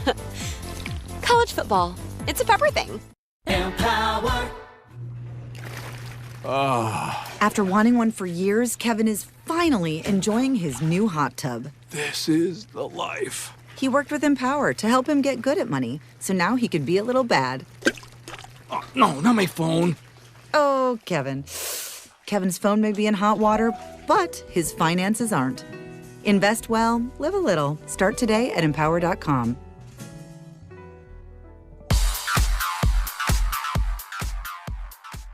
Now let's take a look at the traffic with Brandy Scott. Thanks so much, guys. If you're heading outbound across the Hudson River, stick with the Holland Tunnel if you can. Just about a 5 to 10 minute ride getting over to the Jersey side. Delays are building at the outbound Lincoln using 9th. It's going to run you about 30 to 40, a little bit better from 11th. Looks like we've got something brewing inside the tube.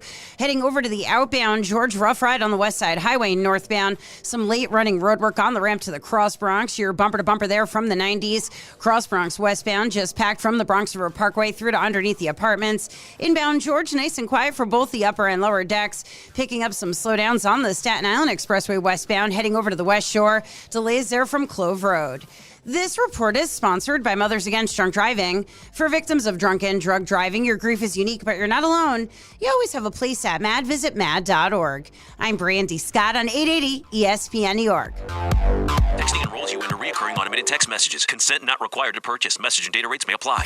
Man, I love seeing the old gang at these reunions. Did you see Brian? He's in better shape than he was 25 years ago. How is that even possible? Yep, I ran into him a few weeks ago and had to ask. He told me he started taking Nugenix Total T2. The testosterone booster? Yeah, but it's way more than that now. It also skyrockets your nitric oxide in as little as 3 hours. I started taking it right away and I'm already seeing results. I was wondering what you were doing. You seriously crushed me in that pickup game last week. Yep, after 40, energy, strength, drive, it all starts going downhill. But with T2, I feel like my old self again. Stronger, leaner, and my energy is way up. My wife even noticed a difference. They're giving out complimentary bottles right now. Just send them a text. Text ROCK to 321-321 for your complimentary bottle of new Nugenix Total T2. Text now and you'll also get a free bottle of Nugenix Thermo X, our most powerful fat incinerator. That's ROCK to 321-321. These statements have not been evaluated by the FDA. Product not intended to diagnose, treat, cure, or prevent any disease.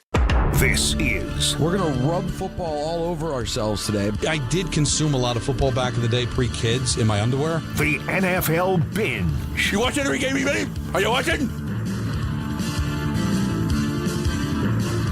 Hi, everyone. How are you? What up? Football sucks. It does, really. I sent. Well, it makes me resent the sport, though. Can we all pick teams? Can we? Right, done. Is this now? Are we out of the fraud range? Or can I enjoy the playoffs by just saying, you know what, I'm going to go with this team? Well, you know what? I like what you're saying. And let's get through the binge here, and then I think I'm going to hit. I didn't get to hit in full the lineup for this weekend. So we'll hit the lineup for the weekend, and then maybe we can, as the show goes on, pick teams. Pick a team that we want. Because certainly my actual picks don't mean anything. So like we're going to hop on the bandwagon? Yeah. And not necessarily your picks don't mean anything. Well, I know what you're saying. Well, not pick. Like, that's Friday. I'm talking about No, but I'm saying something for me to think about because my picks, no matter what I pick, it's wrong. So at least if I root for a team, I got a chance. We all had a rough week. I was suggesting, are we doing a pick 'em all this year like we did last year where we pick every game? All right, well, everyone's confusing me now. Let me get right to this beautiful binge that Anthony's produced for me. Can we just get through this segment? For God's sake! No, I'd like to do it all right now. All right, guys. That's what a binge is. The NFC will run through Seattle. Charbonnet in the backfield on 3rd down and 2. Darnold under center. Long count, turns, hands to Sharp. Finds some running room, bounces it outside left. Here he comes, 20, 15, cuts back inside 10, 5, touchdown, Seahawks. Zach Charbonnet from 27 out, his 12th rushing touchdown of the season. That's from Seattle Sports 710. The Seahawks over the Niners, of course, because all three of us picked the Niners. That's to win the NFC West and get the number 1 seed in the NFC throughout the playoffs. Head coach Mike McDonald on clinching home field. Of all the things we've been thinking about over the last 30 minutes or so, I mean, that's definitely a point of pride, that we can have a home, at least one home playoff game in front of the 12s. They've been dynamite this year. They've been absolute, just incredible. So we're really excited to be able to stay home. This is all really great stuff, but how do you feel? That if you said name the Seahawks head coach right now, I'd probably just take a bullet to the brain because I wouldn't remember Mike McDonald. Yeah, because if I told you Mike McDonald was fired as head coach of the Arizona Cardinals, you wouldn't have blinked. No, not blinked. It's so crazy. I when we said, I'm like, Seahawks are Mike McDonald? But how do you feel about the fact that our producer, whose sole job is to make us look good, saw that we all took the Niners as a 3-point play and then bet against us? He's a genius. Not only that, said it on the air with Ty and Jake and said, if you all don't pick this, you're ruining your Christmas. I'm going to tell you something. I do it again. No. Me too. Exactly. And by the way, Anthony's right over and over. Now, the funniest thing is none of us knew because we were off. So none of us knew what the other one's picking. Right. We all just sent our 3-point play. Sent them in. And if you guys had known, Rosenberg's going 3-point San Francisco, you both would have rethought your pick. I know you would have. Pretty much. You would have went no chance. 100%. But we all got it wrong. What a hack pick that was. That is like a public moron pick. But think about this. Seattle's got the top seed, right? But their head coach has proven in 2 years they don't lose on the road. They only have 4 losses on the road. It's crazy. Like, it's insane. Right, so they don't even need the top pick. It's a waste. Like, it's almost like your strength is when you go on the road, and yet you got the top seed. But do you trust them and Sam Darnold? Now, meanwhile, fun fact, since 1979, there have been 3 popes elected, and in those years, the Seahawks have always been the 1 seed in the NFC. 05, 13, and 25. That's creepy. And those are different eras almost, right? Yeah. Totally different eras. Well, because 05 was Hasselback. Yeah, but it's the beginning of Legion of Can Boom. you name the Pope, though? Great You question. gave me the quarterback. Give me the Pope. If you can do the quarterback and the Pope back And what to was back, Mike McDonald doing back then? He was singing. That's right. What a fool believes. But that's 3 different quarterbacks, though, right? Hasselback, Wilson, and now Darnold. Yeah, it's a great call by you. Sure. Come on, name the Pope. Because Wilson wasn't until 2012. Pope John is the only one I actually know. Yeah. I know the new one's American. John He's from Paul was the Chicago. 79 one, wasn't he? Guys, That's the one at Yankee Stadium? Yeah. Sunday night football. That's what I tapped out. There you go. Sunday night football was really a complete slog until the fourth quarter. Good game, though. Well, no, it turned out to a game. It was interesting the whole time, but it was like really funny. I remember they came back from break at some point in the second quarter, and Tirico got into his let's do the spiel on how great the year has been for Rodgers. Like, this is time to talk about. This is what we prepared for this segment. I'm going to talk about Rodgers. Been a good bounce back year, the Jets, the whole thing. 3 incompletions on the drive, immediate punt. You're like, this is not a good game. It's just a lot of defense, competitive, but not good football, not fun football. And then the fourth quarter was absolutely on fire. Now, it looked like a Pittsburgh missed PAT by Boswell after the Steelers' touchdown would be the difference. And you knew it. Oh, man, 2 points is not enough. Not with just under a minute left. You know the Ravens could get in the field goal range. Of course they did. Let's hear first. This is from WDVE, the no good field goal for Pittsburgh. Missed field goal. Oh no, is this the end of the game? Sorry, this is the end of the game. Apologies. This is Baltimore's attempt to win the game. Missed field goal attempt will decide the AFC North champion. Here's the snap. Here's the hold. Here's the boot by Loop, and that kick is no good. No good. It's wide right. No he good. Missed it. Loop missed it. And your Pittsburgh Steelers are AFC North champions.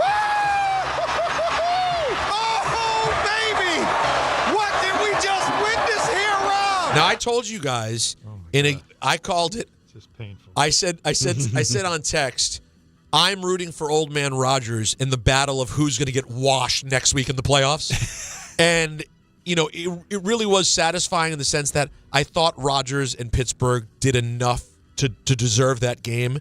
And frankly, they should have made the extra point and probably won that game in the first place. But in the end, guys, could it have been the ghost of Justin Tucker coming back to cost the Ravens at the end? Think about that. Never missed. The guy who never missed. Never missed. And we know he went out with some scandalous stuff that really, they do a great job on TV not talking about how he disappeared. The greatest kicker of all time has disappeared. But to see the kid who they said they drafted him because they loved his sort of demeanor in a big spot, push it. What was it, 43 yards? 44, yeah. It's his first miss under 50 yards in the season. Yeah, he was 29 for 29. And the minute it hit his foot, it was off. You could tell by the call, right? The second it hit his foot. Because I was listening to it on the radio. To me, it was a split second. There was a second I thought it was good. You thought it was good? Just for a split second. And then I saw it go just completely push to the right. That was my golf swing. Right to the right. Because I wasn't... I wasn't feeling great. Came back from the Devil game. I'm like, I'm gonna lay down, go to bed. I'm gonna listen to the end of the game because it was riveting. But I just had to get.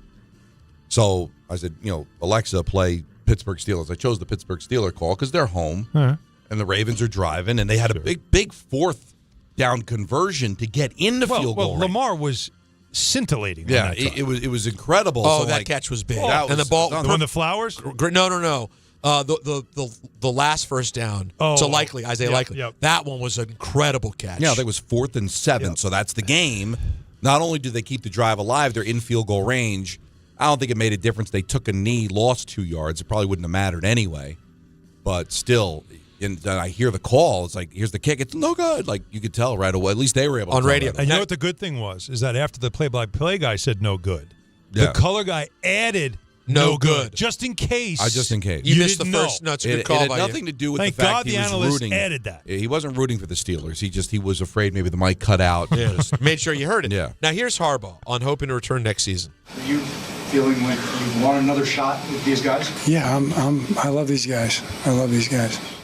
Lamar, do you want Harbaugh back next year? That's you asking me about next year, Jameson. Like, I'm so caught up in what just happened tonight. I can't focus on that right now. I just told you. Like, he asked me, "Are you stunned?" I'm stunned right now. I'm still trying to process what's going on. Like, I know we lost, but That's not the answer. That's not the answer. Was that yes or no? It doesn't take a lot. I understand you're focused on what just happened. No. But not. It hasn't even crossed my mind. You're asking me about tomorrow when I'm still in today. Real quick, hold on. Whoa. Ask me if I want Don LaGreca to be executed tomorrow. Do you want Don LaGreca to be executed tomorrow? Well, listen, I don't know what tomorrow brings, but I can tell you beyond a shadow of a doubt, I do not want my friend Don LaGreca to be executed tomorrow. I think what I haven't even. Why would you even ask me that? We're a team, of course not. If I remember correctly, when Terrell Owens was crying, saying "That's my quarterback," it was after a tough loss. Yeah, he still was able to process two things at once. He might have been full of BS, but he was able to do it. Remember? Of course I do. So that is.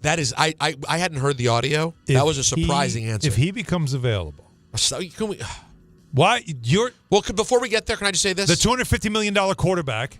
Can I just say before we get there, because it's worth talking about, the idea that John Harbaugh could be out of a job because last year Mark Andrews couldn't catch a football. Fair. And because this year a field goal kicker can't make a kick. Fair. And because of that, a quarterback who did not look good all year and did not stay on the field, you're going to blame the guy who has you It's perfect that Tomlin and Harbaugh played because all they do is have their teams in contention every year. And you know what?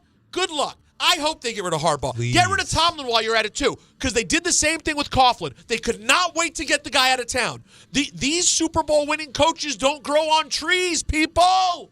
You want to get rid of Harbaugh? But wait. Your $250 million quarterback did not put a rubber stamp endorsement right away about his future. You don't think there's some concern there? And so, where there's smoke, there's fire, Pete. I just wonder. I'm agreeing with everything you just said. No, you're right, Co-signed, too. I agree with you. All of it. I agree with you. But for me, like, how does your spidey senses not start tingling after that moment at the podium? And he's 100% correct. Harbaugh's not going to win a face-off there, would he? Well, between the two of them, one's got to go. You do have to understand, though, that is a stable ownership. That is a great ownership there. They have a great front office. He's been head coach. DeCosta, all those guys there, they know what they're doing. That's one thing I'll say about the Baltimore Ravens. They do. They absolutely know what they're doing.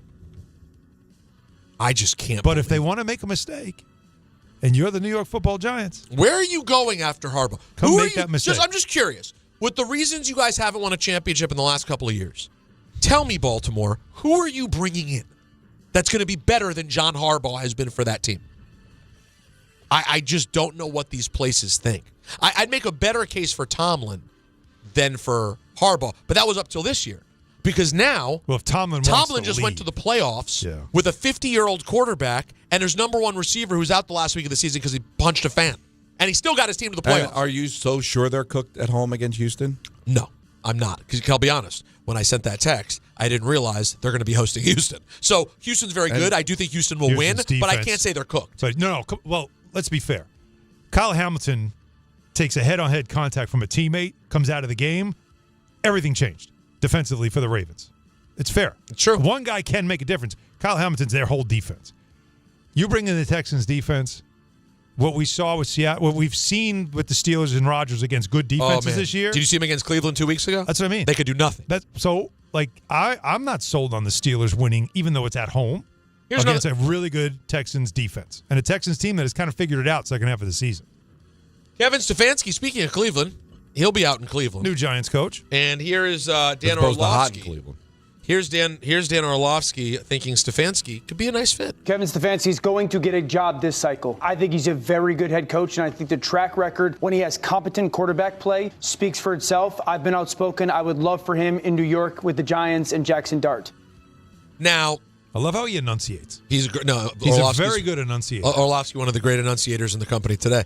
I got to tell you guys, if Don were to do a top five, I think it's a little boring, but still, if he were to. That hasn't stopped him before. Wednesday has come. Oh, thank you. You see that shot that just came in? It was a joke. It was a joke. It was sincerely a joke. But best defenses on an awful team. Ooh. Cleveland could be. This Cleveland defense, as Myles Garrett sets the record for all-time sacks, that could be the best defense I've ever seen on a bad team. Really good. Every week you watch them, they make the other team awful. Give you Green Bay. It doesn't matter who they. Cincinnati yesterday. They make everyone look bad. Yep. And they were an awful team. Like, I don't know how you can be that bad with a defense that good. I get Stefanski twice winning 11 games, coach of the year twice in Cleveland. Nobody ever wins in Cleveland. I wasn't in love with his in-game stuff. There's a lot of time, but I don't know. I guess it's better than some of the names. When they had a good running game, that's when they were at their best. The problem was they never could find a capable quarterback, and then they make the bonehead trade for Deshaun Watson. And that wasn't his decision. That wasn't Barry's decision. That was above it. That was the well, owner. And by the way, and who knew that would turn out the way it turned out? Now they'd have this carousel of average to bad quarterbacks, respectfully to Shedeur, who showed some signs, but he's certainly not there as a stud quarterback yet. Yeah. Real quick, as we close out the binge, let's hit you with the. That's a doozy. Really cool. Thank you, I appreciate it. And Anthony, great job. Let me hit you with the schedule for next weekend. So schedule. The schedule. Now Saturday is Thursday, as you know, 4:30. Rams at Panthers. 12-5 Rams at the 8-9 Panthers. That line, if you're wondering, hefty. I might have to throw down on the double Panthers. Digits. Oh yeah, 10.5 on the road. That is no respect for your Carolina Panthers, who backed their way into the playoffs. Wow. Now the nightcap is the opposite. Dead sexy. It's Jessica Rabbit. The Green Bay Packers at the Chicago Bears. Bears are 1.5-point favorites. 8 o'clock Prime Video. That's an Al Michaels sleepy time. Bobo's vehicle. No. Locked in. That's on the couch, weighted blanket. Oh, I thought you meant Michaels will be locked in. No, he won't. No, but you will be. No, we'll be locked in. Well, he's locked in once we get to about Well, how close is the line? What's the line? That's what I mean. Once we get to where the score is starting to get interesting. Here we go. But no, seriously. Isn't that straight up fire on, weighted blanket? Well, that's after the first game. That's what they owe us. Oh, no, exactly. Well, that game is you're going to nap during the first game. No, you nap during the first game. So you're awake and focused for that. And it's 8 o'clock, so I could put the baby down right at kickoff. 100%. We're in business. So that's Packers-Bears. That's Prime Video. Sunday, your lineup is 1 o'clock. Bills at the Jags. That's a very compelling football game It's an interesting game. The Buffalo's a 1.5-point favorite. That'd be more fun in Buffalo. It would be, but I like the Jags more. It makes the Jags more compelling to me. It probably could be a more entertaining game because you might get a little more, The Buffalo intensity. Throwing the football and all that stuff. It's because the weather would have been a much bigger factor. So, although, do we know? Because you know what? It kind of is rainy season there. Yeah, it does. Yeah, that's true. Well, stand by. The 4:30, that's a CBS vehicle. The 4:30 on Fox, Don, you talk about classic NFC. The Niners at the Eagles. And as I mentioned earlier, now, if the Eagles had won yesterday, who would they have played? I think they were locked in. I think they weren't. No, if the Rams they would have went to the lost, 2 seed, they would have gotten the Packers. If the Eagles won? Yes. If the Eagles won, they would have had the Packers. Yes. You don't think that's weird? I would rather have the Niners than the Packers, I think. You would? Yeah. Remember, I don't know that I been would. Banged up all year. Yeah, but the Packers are going the wrong direction the last few weeks. They haven't had their quarterback. Micah's out. They've been kind of beat up. I'd rather see this Packers team that hasn't shown me anything in the playoffs versus the Shanahan 49ers team. Just I don't know. Quick update. Jacksonville. It's going to be like 70 degrees. And beautiful. No, gorgeous. Josh going to air it out. Oh, yeah. So then you have the 49ers and the Eagles. The nightcap on Sunday, also a good one. The Chargers at the Pats. I don't hate that. No, I don't hate it either. Again, the Chargers are a team that go in the wrong direction. Quarterback's not 100%. Offensive line's been shredded, and the Patriots have just been rolling. Patriots, though, only a 3.5-point favorite. I could have seen that being a bigger line given where things have been. That hook's juicy. But the hook's juicy. Yeah. Sure it is. And then lastly, guys, the Monday Night Foosball will be the Texans at the Steelers on ESPN ABC next Monday, 8:15. Aaron Rodgers' last game? I don't think so. Ever? You think? Not because they win. I think he's coming back. You think they get smashed? He's coming back. I don't think they're getting smashed. They won't get smashed, will they? That defense is scary, but I'm saying like 23-10. I think they're going to do better than 23-10. If Pittsburgh is interested in having him back, I think Rodgers comes back. Wow. I think he had fun this year. I do. And that'll do it for your NFL binge on this Monday. The season is over, folks. Remember we said the season's starting? Well, it's a wrap. All right, we got a huge ENN coming up at 6 o'clock. That's your your calls up until then, 1-800-919-3776. Don, Hahn, and Rosenberg till 6:30. Then it's the Knicks on ESPN New York. Prizes, flyaways, even cash money. You want it? We've got it. Find a list of all contests and official rules by visiting ESPNNewYorkContests.com. That's ESPNNewYorkContests.com.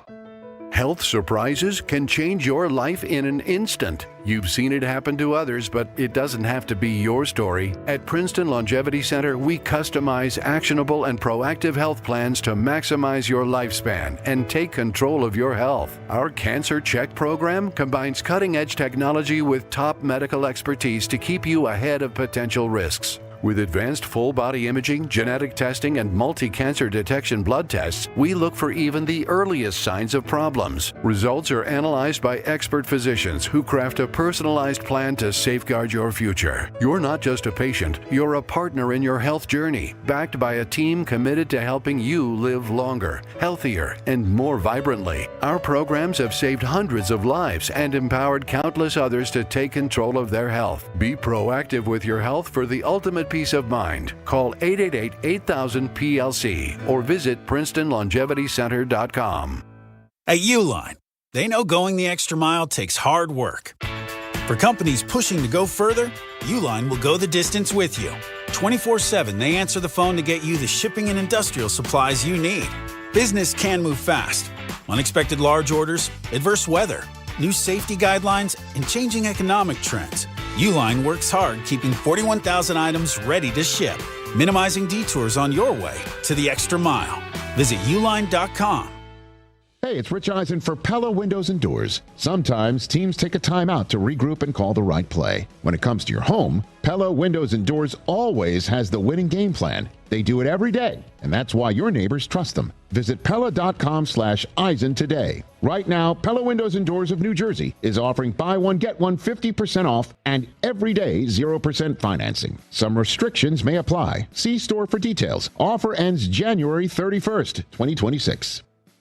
My name is Whitney Allen. I am a widow. My husband, Ryan, died. We never thought in a million years we'd have to use life insurance. The unexpected happened. With Ethos, it is so fast and easy. It's 100% online. You can get a quote in seconds, apply in minutes, and get same-day coverage. No medical exams, and you can get up to $3 million worth of coverage through Ethos. Get your free quote at ethos.com/game. That's ethos.com/game. Time spent on application may vary. Online health questions required. The wild card round is here, and FanDuel is turning on playoff mode. All customers get a profit boost pack every NFL playoff game day. Each game day during the wild card round, you'll find a pack loaded with multiple profit boosts waiting for you in the app. I am loving what I've seen from the Bears late in the season. I'm kind of feeling them. Take your shot on an upset, though, if that's for you, or build a parlay that fits the moment. Then apply your profit boost and go after even bigger payouts while the playoffs get rolling. So visit FanDuel, an official sports book partner of the NFL, and grab your profit boost pack every NFL playoff game day. 21 and over and physically present in New York. Opt-in required. Bonus issued is non-withdrawable profit boost tokens. Restrictions apply, including any token expiration and max wager amount. See terms at sportsbook.fanduel.com for help with a gambling problem. Call 877-HOPE-NY or text HOPE-NY 467-369.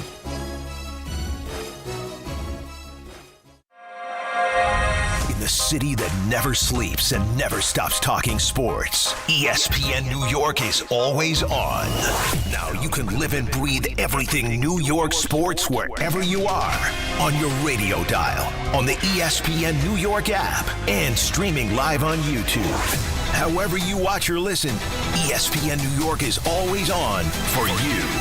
Hear us, stream us, watch us. This is ESPN New York.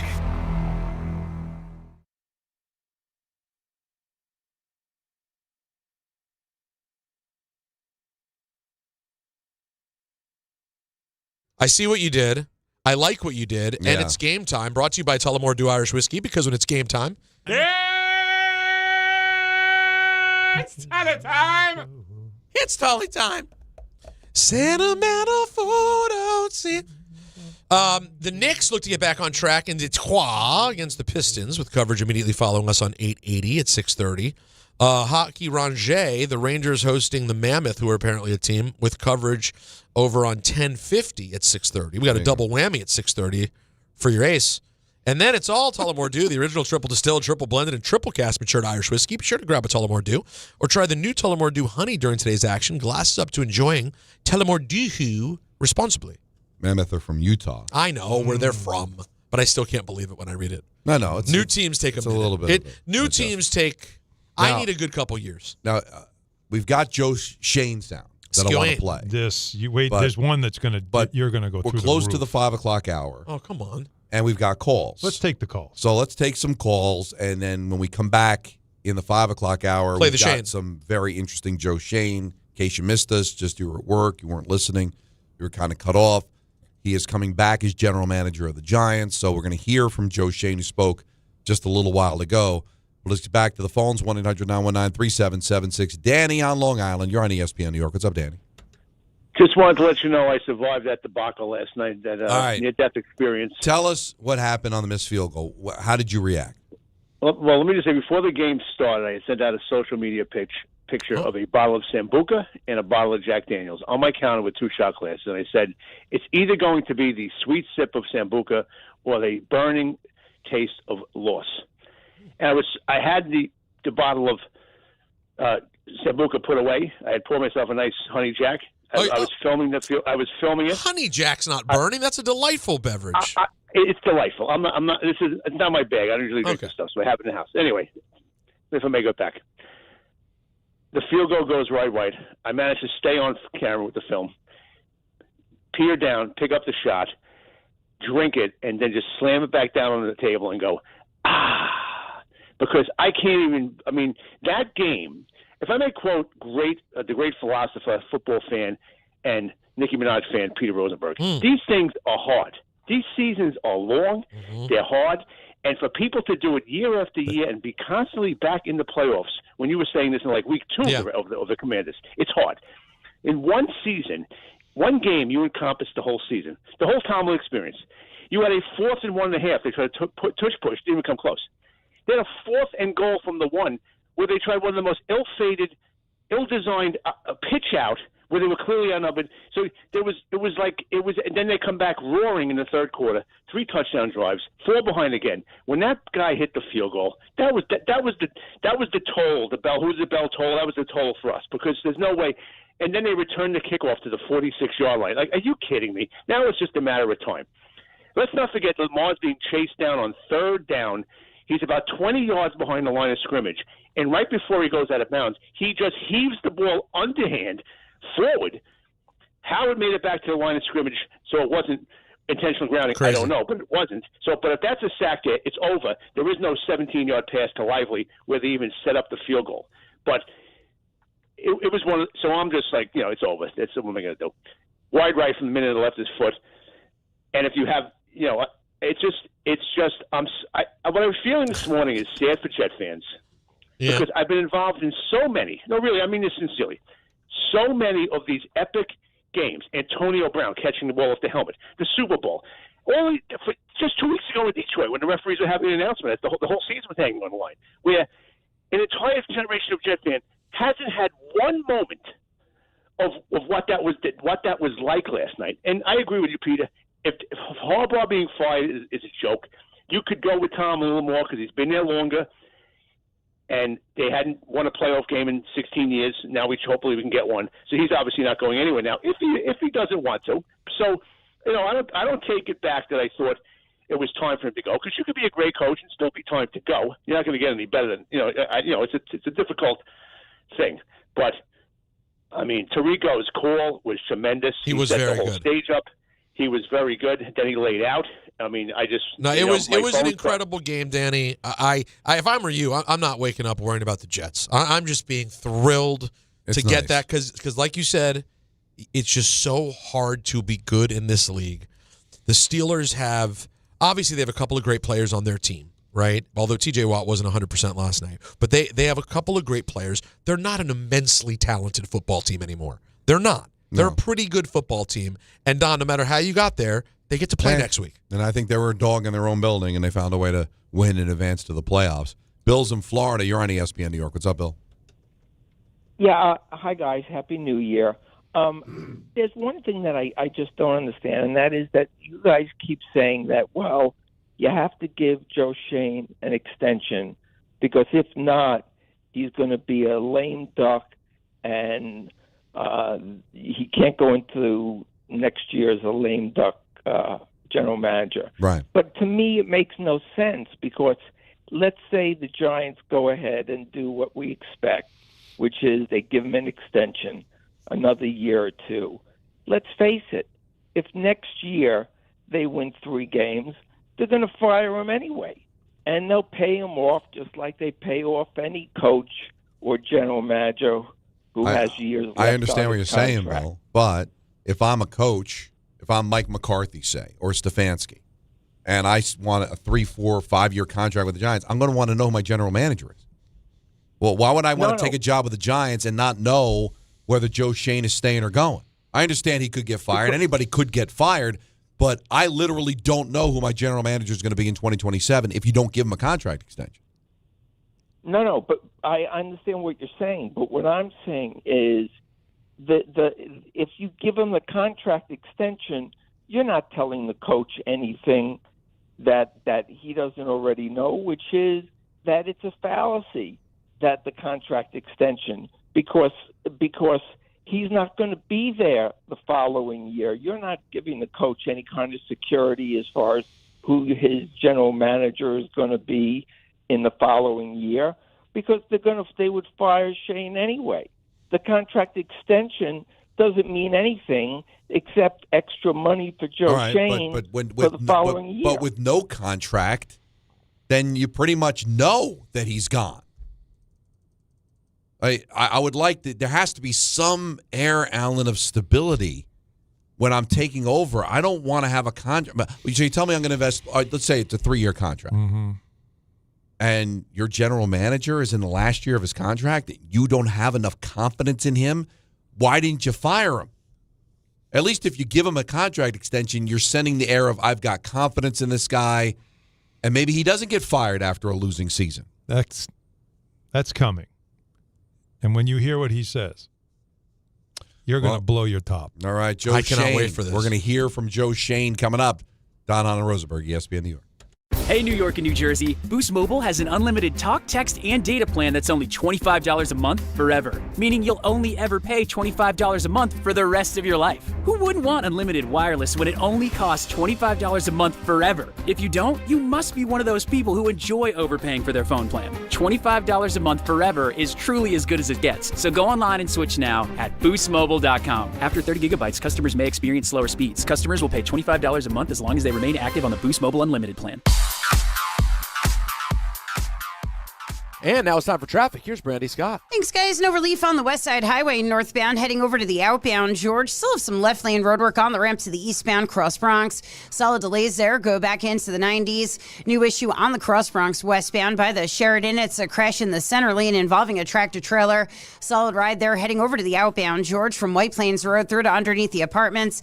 Inbound George, nice and quiet for both the upper and lower decks. Outbound Lincoln already about 20 to 30. Outbound Holland 10 to 15. Heavy pockets of slowdowns on the LA eastbound getting through Queens. Lots of extra company moving between the BQE and Cross Island. This report is sponsored by Sesame Workshop, the nonprofit behind Sesame Street. The world needs Sesame Street, and right now Sesame needs you. Donate today at sesame.org. That's sesame.org. I'm Brandy Scott on 880 ESPN New York. Presented by Robinhood. He crosses, spins, pulls up. With Robinhood Prediction Markets, buy or sell your predictions all game long. No house odds, just you versus the market. Put your sports IQ to work. Trade every shot, block, steal, run, and moment that shifts the game. With Robinhood Prediction Markets, trade every play. Visit Robinhood.com/predict to start trading. Futures and cleared swaps trading involves significant risk and is not appropriate for everyone. Event contracts are offered by Robinhood Derivatives LLC, a registered futures commission merchant and swap firm. Progressive knows RV owners like to travel at a nice, relaxing pace. Just like this commercial. They're not rushing to a departure gate at the airport because they depart from their driveway. And they can relax even more knowing they're protected by Progressive. Now here comes the fast part. Progressive Casualty Insurance Company and Affiliates. Hey, fans! Welcome back to Fansville's Cheers and Tears. Oh. Okay, so like everybody deals with losing, right? To a rival on a last-second field goal. Whatever, it's fine. I'm totally fine. But I cope with losing with an ice-cold Dr. Pepper. Those 23 flavors are like so delicious. They totally wash away the pain of your college football team taking a big fat L. College football. It's a pepper thing.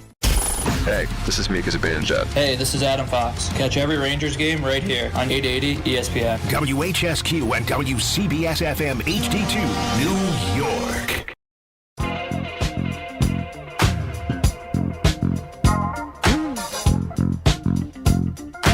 .501 in the big city. Hahn and Rosenberg with you till 6:30. Then it's the Knicks and Pistons. No joke. Knicks, Pistons, 1 and 2 in the conference. No, this is important. We've turned the calendar over to 2026, so we'll get into that in a little bit. Oh, you bet you're Rangers home for the Mammoth as they're trying to build some momentum off of the Winter Classic win. Just take the roof the off. Panthers. They'll win that game too. I was seeing so many like memes and AI of what the Garden would look like without a roof, like a retractable dome kind of situation, because they are undefeated. You realize that's the first outdoor game. I'm not counting the Ranger Kings game from the early 90s when they had the locusts and everything. That was cool.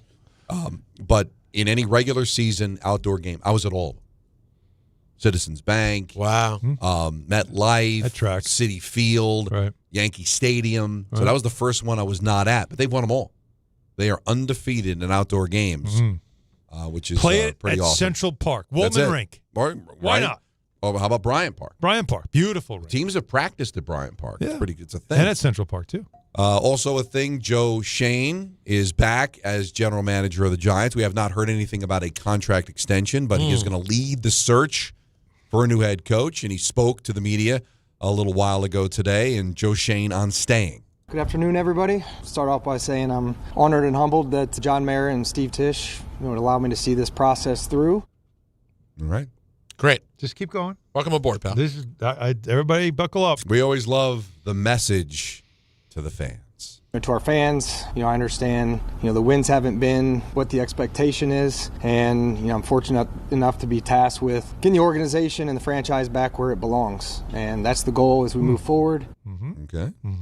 So far, so. Yep. No. I wouldn't say so okay. far, so nothing. So far, this so is okay. very meh. It's very meh. Yep. All right. Yep.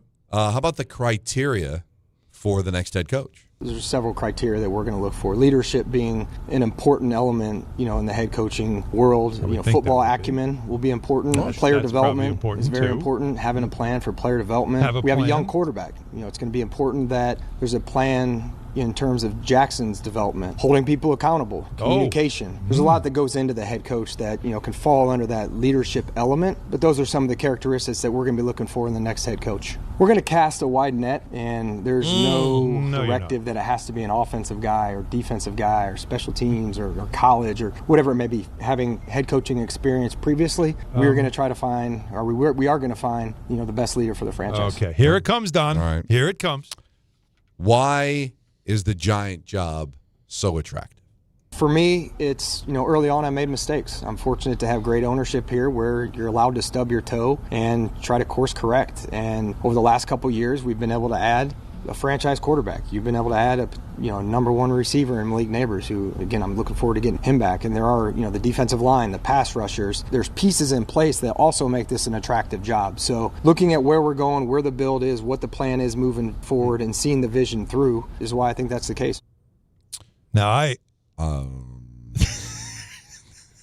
stub your toe, Don. Now, you can stub your we've toe. We've all stubbed our toe. Oh, sure. Matter of fact, I hate before I left for Toronto, the day I left for Toronto, step out of the shower that I have stepped out of for the 19 years I've been in this house, and stubbed my toe.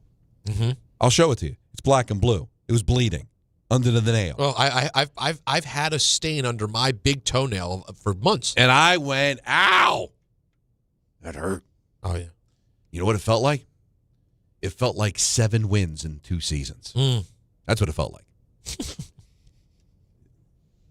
Honey, you okay? My toe's throbbing. It feels like my team won 4 games this year and won 3 games the year before. My franchise quarterback handed to the Philadelphia Eagles, and they won a Super Bowl. Ow, my toe is killing me. Stub your toe? How about massive heart attack? How about hemorrhaging from the eyes? What else can we come up with? Rectal bleeding. Well, all right, that's 3 that I just came up with. So, massive heart at the Widowmaker. Oh, the bad. All right, hemorrhage from the eyes, rectal bleeding. What other things do they give you when? How about the condition on his hot dog fingers? Oh, the hot dog fingers. No one wants that. Wolf babies. Yeah. Oh God. Listen. How would Peter feel if Maya was a wolf? Right. All of a sudden.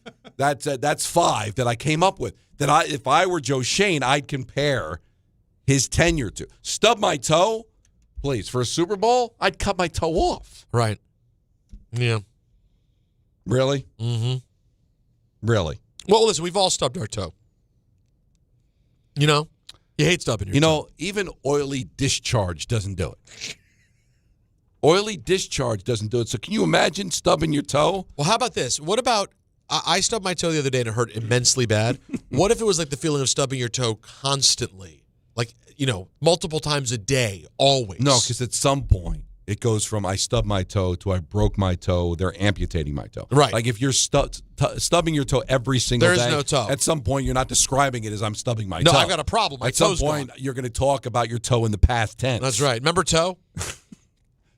I have 9 toes now. What happened to the other toe? I stubbed it 50 straight nights. Yeah, now it's gone. Peeing in the middle of the night, I stubbed my toe, and now it's not there anymore. But Don, but stub the toe. But he works for an organization that lets you do that. Yeah, lets you correct yourself and learn from it. Yeah, mistakes are okay. It's great, isn't it? We're developing a general manager. And you're living through the early mistakes. It's like a quarterback. Early on, he's going to throw interceptions. He's going to do the, Deontay Banks. He's going to do the Evan Neal. You're going to do these things. Evan Neal instead of, Garrett Wilson or Chris Olave or, somebody like that might have helped you. Oh, you picked Evan Neal. Don't worry. Listen, you're going to make mistakes. But you already had a left tackle, didn't you? You had one. You're going to make an omelet. You're going to crack a few eggs. You're going to make a mistake. You're going to make Evan Neal. That's all right. Thibodeau. This is Banks. There's a lot of eggs. Banks a big one. There's a lot of eggshells in that omelet. You're going to let Saquon go.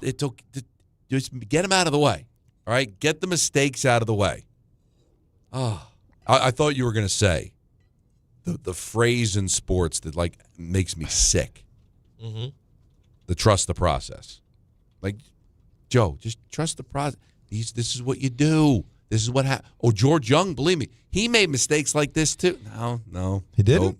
Nope. Ernie did. Ernie. Remember that time? Tons of mistakes. Wait, when did that time? No, remember when he made a mistake and he should have drafted? No. Do you want me to read you the names? No, you want Gettleman. Here. Oh, you know what? I got some examples for Gettleman. I'm going to do this for you. Idzig, McCagnon, if you want to go to the other side of the stadium. I'm going to do this for you. Do it for me. Because this is the example of stubbing your toe. Okay. In the year the Giants had 2 top 10 picks. 2022. I guess it was 5 and 7, if I'm not mistaken. Yeah, it was 2022. It was 5 and 7, correct. At the number 5 pick, they took Kayvon Thibodeau. That's right. Right. Stud. Remember that game against Washington? Remember? Which one? Oh, yeah, sure. D1. Big stud. Big stud out of Oregon. I remember. And then with the 7th pick, 2 picks later. 7. Yeah. They said, let's get another offensive lineman. Okay. This one had to be good, though. Evan Neal. Oh. Now, after Boo his ass. 7 picks, all 7 picks that came after Evan Neal, would you like to hear them? No. Positions that the Giants could not. Go ahead. I don't think. Drake London probably had no use for that guy. Charles Cross with the Seattle. Oh, Howard Cross? He was good. Charles Cross, who just got an extension now with Seattle. They absolutely so he's good. They like Garrett Wilson. Chris Olave. These are all players who it's worked out better Jamison Williams, who was injured. No, he's good, though. But, No, he's good. How about, I don't know. I'm not sure you would have needed this guy, though. Jordan Davis. Probably didn't need him. Boo his sorry ass. And then, how about a position of need right now? Okay. Kyle Hamilton. One of the best safeties in the game. You're saying that would be useful for them? Mom, I'm not taking a safety at 7, but I get your point. Well, you would have taken over Evan Neal. I'm sorry. Well, listen, I'm sorry. I just named 7 straight players better than that guy. Everyone is playing. And I could argue that as much as you might love Kayvon Thibodeau, I named 7 straight players that might have been better than him. As of now, they be more useful to you than him. Hey, Thibodeau's Lawrence Taylor compared to Evan Neal. And I like Joe Schoen, but I don't like the stub your toe. Here's the thing. Thankfully, this organization lets me make mistakes on the job. Don't say stub your toe. But that's what he said. That's one where I always say this is the PR guy facepalm. That's a PR guy facepalm moment. Where the minute he says you're on the side, nobody sees you. He's at the podium. You're behind the curtain. He says, stub your toe, and you go, Jesus, what now? How are they going to spin this? I'm being honest. I'm not a PR guy, but I work with a lot of them. Well, we know them well. Some of the best ones. We've seen them facepalm. Pete Albeets is amazing with the Devils and working with the Rangers all those years. Knicks, Pat Hanlon is an angel as far as I'm concerned with the Giants, but he's not as in tune anymore with the Giants, but he was gold standard as far as PR directors, and I've had a chance to work with all of them. If I were a PR director, here's what I would tell Joe Schoen to say. Go ahead. Or here's what I would say if I were Joe Schoen. Okay. My tenure here has been embarrassing. I am very fortunate that I have ownership that's patient. It's unacceptable to the Giants. It's unacceptable to the Giant fans. But more importantly, it's unacceptable to me. By the grace of God, I've been given a second chance here. I'm going to make good on it. And if not, I know I'm going to get shown the door. Let's get to work. Questions? That's it. How hard is that? This is so simple. That just came to me. So simple. All right? I didn't. You just came up with that? Yeah, I just came up with that. So simple. Because that's what I wanted to hear, so that's what I would say. I am fortunate that this organization still believes in me, and I owe it to them and you as a fan base to be better, and we will be. Because that's it. Because here's the thing, all right? he brought up stub your toe, which tells me you're tone deaf. You don't get it. Because if you got it, and the reason I get it is because I'm a Giant fan, I'm suffering with it, is that's a poor analogy. No, so just go subhuman with it, right? So, and that way the fans will be like, yeah, you have been terrible, and you are blessed to be back. But unfortunately, and I hate to go there, but this is the analytic world we live in. If that's a former player, like that's Ozzie Newsome when he was the GM of the Ravens, he would know what to say. Of course. You know, if that was somebody that played, if that was somebody that was more involved, Joe Schoen's a guy. Like all these guys, they're he's they're a Brandon bean Bean guy, right? Like that's what he is. He's from that school, and they're very analytical. And they're so very it's much all about numbers. just so he's not going to come up with the right analogy because he's not coming from a fan perspective. He's not coming from a player perspective. He is coming from an X's and O's. Mm-hmm. And when the numbers don't jive, and when the analytics don't live up to the expectations, that's the way they look at it. It's like, hey, stubbed my toe. Said it was going to work 65% of the time. Taking Evan Neal, the numbers say, was the right pick. Unfortunately, it wasn't the right pick. What are you going to do? Where I think somebody that's more invested into the actual football of it might be like, that's a rough pick. So I think we can now confirm after the checklist he gave us of the type of head coach he's looking for or the organization's looking for that he'll be part of finding. Strong leader. Okay. Should be the very top of the. It wasn't the first thing he mentioned. I mean, again, football acumen. Do you need to mention that? You probably don't. Well, it's unnecessary to mention football acumen. You'd hope there'd be football acumen. You would think that anybody that would be a candidate for this job would have football acumen. At least some, sure. But strong leader is definitely something that is needed because Brian Daboll had football acumen. Am I right? Mm-hmm. Everybody didn't like him, but we all can say that he had football acumen. But he was not a strong leader. He played favorites. He kind of was, the type of guy that would, now we're learning, would look the other way if somebody was bending the rules. Not really good at holding up a standard, right? Right.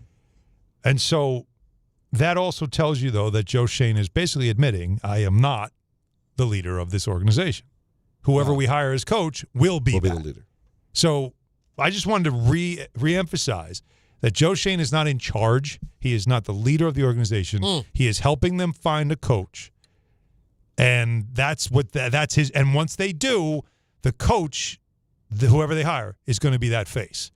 That's what I firmly believe what's going to happen here. And then he will go back to the background, go back to the numbers and the analytics and his scouting setup that he has created there that they love, and they will dive back into the draft and everything else that needs to be done with a pick that could have been number one, but they didn't want that. They chose to win. They chose to not worry about getting the number one pick and what kind of value you're going to get there. So this is their choice. Don, take a moment. If I can see him. Hold on. Breathe. How I would like the Dave Rothenbergs and the Rick DiPietros and even Michael Kay today. Explain to me, how should the Giants have handled the last two games? Like the Jets did. Well, the Jets. No one can lose like the Jets. The Giants don't have a quarterback. Even Russell Wilson, as bad as what they had. But let me just ask you, you played basketball. Not in the NBA, but you played competitive. Mm-hmm. All right? Mm-hmm. I played competitively before I got cut from college or whatever. You can't bench everybody. All right? Some veterans are going to have to play in that game. Mm-hmm. Can you look at a Dexter Lawrence? Can you look at any of those offensive linemen and tell them against the Dallas Cowboys at home in the last game of the season, we're going to start Russell Wilson? Now, if it's preparing for the playoffs, they'll get it. But I think the league would investigate. Honestly, the league would have investigated if your third-string quarterback started the last game of the season. Tell me I'm wrong. I don't know if they would investigate, but I see why they would. But Jameis Winston, that's different. But you know what? Jameis Winston could have done the exact same thing Dart did yesterday against the Cowboys. I think they would have. He could have messed around and won the game. Jameis Winston would have beat the Raiders. Yeah, I think he would have won both games. Right. So you wanted to start Russell Wilson the last two games of the season? You don't think the league would make a phone call? Don, your answer. It's worth asking. Your answer to those who were criticized, and I only did this because I'm poking the bear right now because it's fun. You're the bear. Yeah, you are the bear, by the way. And he's the poke. And I You know, it's better to be the some prefer being a poker, and some enjoy being would poked. say I'm pretty good at poking. It might be the only thing I do well. Wow. So at least 4 times that we know of. So we know. What we saw after the game with the game ball tells you why they could not lose. They couldn't do it. They could They not tank could not do it. with where John Mara is right now. I don't want to put a cast a dark thing on this, but I do want everybody to understand the situation and how if you're anyone involved in that organization and you know how much it means to John Mara, you couldn't do that. Can't do it. Because you don't know if that's and I'm going to agree with Don too. You don't know what that game is to him. No, you don't. And even though I was prodding Dave yesterday, I was during the game. I'm texting Dave, and I'm like, God, your team, they don't even know when to lose, right? And I'm just stirring the pot, and I'm like, Don loves stuff like this, and he's like, there's something wrong with him, like he's, and I'm just having fun trying to stir everybody up. The truth is, unless you thought, I think the only year, Don, when you really would have a case to go, you have to find a way to lose, is if it's the difference between getting the organizational quarterback or not. Like if you went, the quarterback we all dream of is sitting there. That's fair. And I think there's an argument to be made for you do everything in your power to at least make it happen. Yeah. That was not the case yesterday. Right, well, even I felt like you. I enjoy, can I just be clear? Commanders hurt themselves. I loved seeing us beat the Eagles. We have these rivalry games to end the year. I like beating. I like beating Dallas. You like beating Dallas. It's By the way, probably you hadn't why beaten they them in put them 5 at years. 9 think about straight it, losses. That's the best way, though, if you want to try to curb tanking, you put those games at the end of the year so they matter. Well, but I'm just saying, in this situation, with John Mara where he is, can't do it. You can't purposely lose. Like there's just something that doesn't feel right about it. Although it makes sense to lose. Especially when John said he'd fire anybody that tanked. So there you go. That he doesn't want it. But I'm trying to get Anthony or Jacob to call Dave Rothenberg up. Call because Dave? The issue last year was how dare they beat Indiana. Yeah. All right? Meaningless game. All of a sudden you have 400 yards worth of passing and you win a game. Kick return, all that. And it cost them the first overall pick. Mm-hmm. So are you telling me, Dave Rothenberg, that you'd rather have Cam Ward than Jackson Dart? Because that's what you would have done. You would have picked Cam Ward. Yeah. So you got mad they didn't lose that game, but you might be better off because Jackson Dart might end up being the better quarterback. My point is it's a crapshoot, people. And if you really think there's a team out there that was going to mortgage their whole future to get Mendoza with the first overall pick, stop yourself, okay?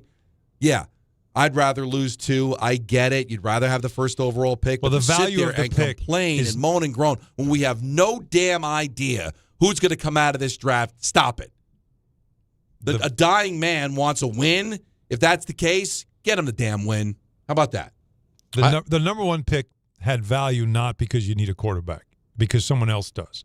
And you could have traded it for multiple picks because you have so many holes in your roster to fill, and you were hoping that you could get some draft capital and make some things happen in this draft that you could look back on and say, that's the draft where everything turned, right? Yeah. That's why I understand Dave's side of it. I get it.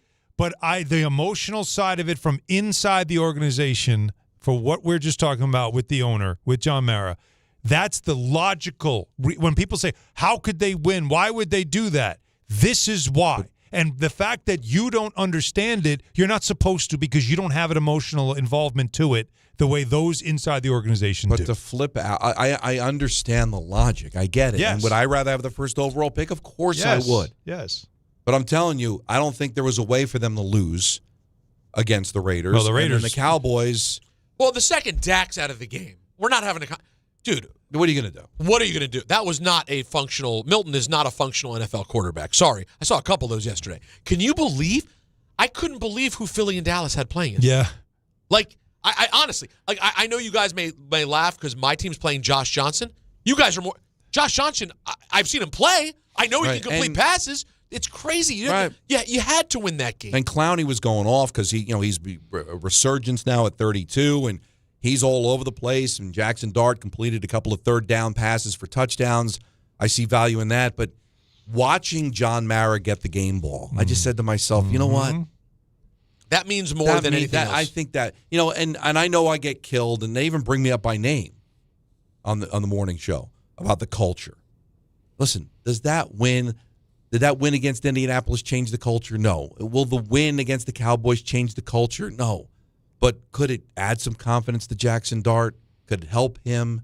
Does it make the organization feel good that John Mara was happy for 3 seconds? But no, and then also the complete crapshoot that the draft ends up being. The best damn quarterback of football was taken 10th. The Super Bowl champion quarterback of Philadelphia was taken in the second round. Where was Lamar Jackson taken? First round. So come on, man. Now I'm with you 100%. And also, Jackson Dart, guys, the last month, we've kind of more people have been coming to my side of like, I'd like to see a little more. I'd like to see a little more growth. Post the head coach change, a lot of people have been like, I'd like to see more. You're telling me that second half yesterday wasn't big for Dart? That was a useful second half for him. He started off looking there was a very wonky start for Jackson Dart. It was great to see him sort of find his way in that game. I really do believe that there are a lot of people who are just completely sold on Jackson Dart. I'm leaning that way. I want to see everything that I can. I'm sorry. It's foolish. Everything. If you are to the point where you think you literally know you have the future and you didn't need to, you're out of your mind. No. There's more to be seen from Jackson there. Dart. Well, there's a lot there. But we need a little more. Reps matter, too. Reps do matter. Reps matter. Never mind, show me something, all that stuff. Reps matter. They add up. Dave Rothenberg next. Wow. All right. Let's Here we get go. into it. I'm taking my shirt off. Ding, ding. DHR, ESPN New York. St. John's looks to get back on track at Big East play on the road against Butler. Coverage begins tomorrow at 6:40 on 880 ESPN and the ESPN New York app. Health surprises can change your life in an instant. You've seen it happen to others, but it doesn't have to be your story. At Princeton Longevity Center, we customize actionable and proactive health plans to maximize your lifespan and take control of your health. Our Cancer Check program combines cutting-edge technology with top medical expertise to keep you ahead of potential risks. With advanced full-body imaging, genetic testing, and multi-cancer detection blood tests, we look for even the earliest signs of problems. Results are analyzed by expert physicians who craft a personalized plan to safeguard your future. You're not just a patient, you're a partner in your health journey, backed by a team committed to helping you live longer, healthier, and more vibrantly. Our programs have saved hundreds of lives and empowered countless others to take control of their health. Be proactive with your health for the ultimate peace of mind. Call 888-8000-PLC or visit PrincetonLongevityCenter.com. Hi, I'm John D'Agostino from D'Agostino & Associates, the injury firm. You know what's interesting about the words personal injury? The first word is person. And at D'Agostino & Associates, that word means everything. That's because I handpick every person in our firm, from the pleasant professional person who answers your call to the experienced person litigating your case in court. Because every person in my firm is an extension of me, and the only way to exceed our clients' expectations is to deliver the highest level of personal service every single time. And that starts with hiring the right people. You see, we know that every client is a person too, someone going through the toughest time in their lives and deserves to be more than just a file number. At D'Agostino & Associates, we put the person back in personal injury. So call 1-800-BITE-BACK. That's 1-800-248-3222 and ask for me, John D'Agostino. And let's talk about your case, person to person. D'Agostino, law, bite back. Hey, football fans, picture this. You bet on your favorite player to score the first touchdown in the game, but his teammate scores instead. If this happens, BetMGM wants to give you another chance at the end zone. With BetMGM's Second Chance promotion, you'll get your stake back if your first touchdown scorer scores second instead. Really? That's right. Bet on any pro football player to score the first touchdown of the game. If you're right, you win. If your player scores second, you get your stake back in cash. With BetMGM's Second Chance offer, you have a chance to keep the fun going after the first player crosses the goal line. BetMGM and GameSense remind you to play responsibly. See BetMGM.com for terms. 21 years of age or older to wager and physically present in New York and New Jersey only. Existing customer offer. Subject to eligibility requirements. Rewards paid back in unrestricted withdrawable funds. Gambling problem? In New York, call 877-8-HOPE-NY or text HOPE-NY 467-369. In New Jersey, call 1-800-GAMBLER. At Uline, they know firsthand the road to success is an uphill climb. Uline started in the family basement, and through hard work is now North America's most trusted shipping and industrial supplier. They get what it means to have the support of reliable, hardworking partners. So they keep 41,000 items ready to ship. Whether your company is still in a basement office or expanding cross-country, Uline will be there on your road to success. Visit uline.com. Now let's take a look at the traffic with Brandy Scott. Thanks so much, guys. Should start moving better soon on the West Side Highway northbound, heading over to the outbound. George just picked up that late-running roadwork on the ramp to the eastbound Cross Bronx. Still have some heavy delays there going back into the 90s. No relief on the Cross Bronx westbound, heading in that direction. Still have this crash involving an SUV and a tractor-trailer in the center lane by the Sheridan. Packed ride there from White Plains Road through to underneath the apartments. Inbound George, nice and quiet for both the upper and lower decks. Outbound Lincoln already about 15 to 20. Outbound Hahn, just about a 5 to 10 minute ride. Bumper to bumper on the BQE westbound, heading over to Atlantic Avenue in Brooklyn, hitting the brakes from the LIE in Queens. This report is sponsored by the New York City Department of Transportation. Speeding ruins lives. Drivers, watch out for pedestrians and cyclists and slow your turns to less than 5 miles an hour. I'm Brandy Scott on 880 ESPN New York. Score more with the college-branded Venmo debit card. Rep your team with every tap and earn up to 5% cash back through Venmo Stash, a new rewards program where the more you do, the more you get. Get your Venmo debit card today and start earning rewards with Venmo Stash. Learn more at venmo.com/collegecard. The Venmo MasterCard is issued by the Bancorp Bank N.A. Select schools available. Venmo Stash terms and exclusions apply. Max $100 cash back per month. See terms at venmo.me/stash terms. Hey, it's Rich Eisen for Pella Windows and Doors. Sometimes teams take a time out to regroup and call the right play. When it comes to your home, Pella Windows and Doors always has the winning game plan. They do it every day, and that's why your neighbors trust them. Visit Pella.com/Eisen today. Right now, Pella Windows and Doors of New Jersey is offering buy one, get one 50% off and every day 0% financing. Some restrictions may apply. See store for details. Offer ends January 31st, 2026.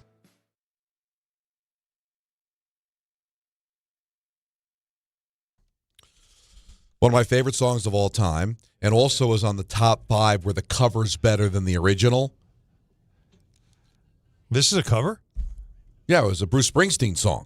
I keep forgetting that story. You're right. Yeah. I mean, you're right. Every time he says it, I don't remember it. I never remember that. But it's a great song, and it is speaking of great, a great host, and you can hear him with Rick DiPietro, 6 to 10 a.m. Monday through Friday here on ESPN New York is Dave Rothenberg, who I've said for years, guys, and I've been made fun of it, quite frankly, by Michael and Peter, pound for pound, the best talk show host we have at this radio station. Right. Pound for pound. Pound for pound. You know, he's a lot lighter now. No, but see, that's where Michael would always go. That I wasn't calling him fat. No, pound for pound. But what made you think pound? Because well, no, it doesn't make sense. The reason he's worked a lot on his weight. It makes perfect sense. It only makes sense in boxing because their size is different. Right. It doesn't make sense in talking. No, it does make sense because, listen, all right, am I stretching it a little bit? Sure. A little bit. But I'm just saying there's a lot of different skill sets. We've got former players here. We've got guys that have different ways that they go about it. And I say, take it all the different formulas. The guy that I'd take to do whatever is Dave. And by the way, I don't disagree with it. I just can't come up with another analogy of pound for pound. Mike for Mike? Felt like that was a shot. That's all. We don't have time. We can't deal with Alan. All we have is time. Let's talk to this. Especially when considered he dialed up on the Comrex. We appreciate that. He's Dave Rothenberg. Joining us here on Don on Rosenberg. How are you, dear? I'm terrible. I know we are in polar opposite sides of this, and I don't want to really get confrontational because I do love you. I love all you guys, but I'm just sick about the Giants winning both these games. I don't winding up with the fifth pick. I get it. I want the first pick too, but I don't understand why you get so upset about it. Because I saw a path. Well, I mean, if you have if you have the number one pick, yeah, and there's the quarterback, at least one in this draft, right? We know Mendoza and possibly Dante Moore. Maybe. So now you trade from 1 to 2 to 3 to wherever, and then if somebody wants another one, you trade back again because what they need is talent. They don't have a ton of talent on this team. Look at the players. If I told you they need offensive line, yup. They need receiver, yup. Could they use guys that can get to the quarterback? Probably. Okay. Linebackers, safeties, they need everything. So if I get more of those guys, I'd prefer to get more of those guys. I have no idea who is going to give you a mint for Mendoza anyway. We have no idea if it'll be Mendoza. Moore might jump up. Okay. All right. Then even better. But we don't know if this is not Trevor Lawrence that's coming out where everybody and their mother wants him.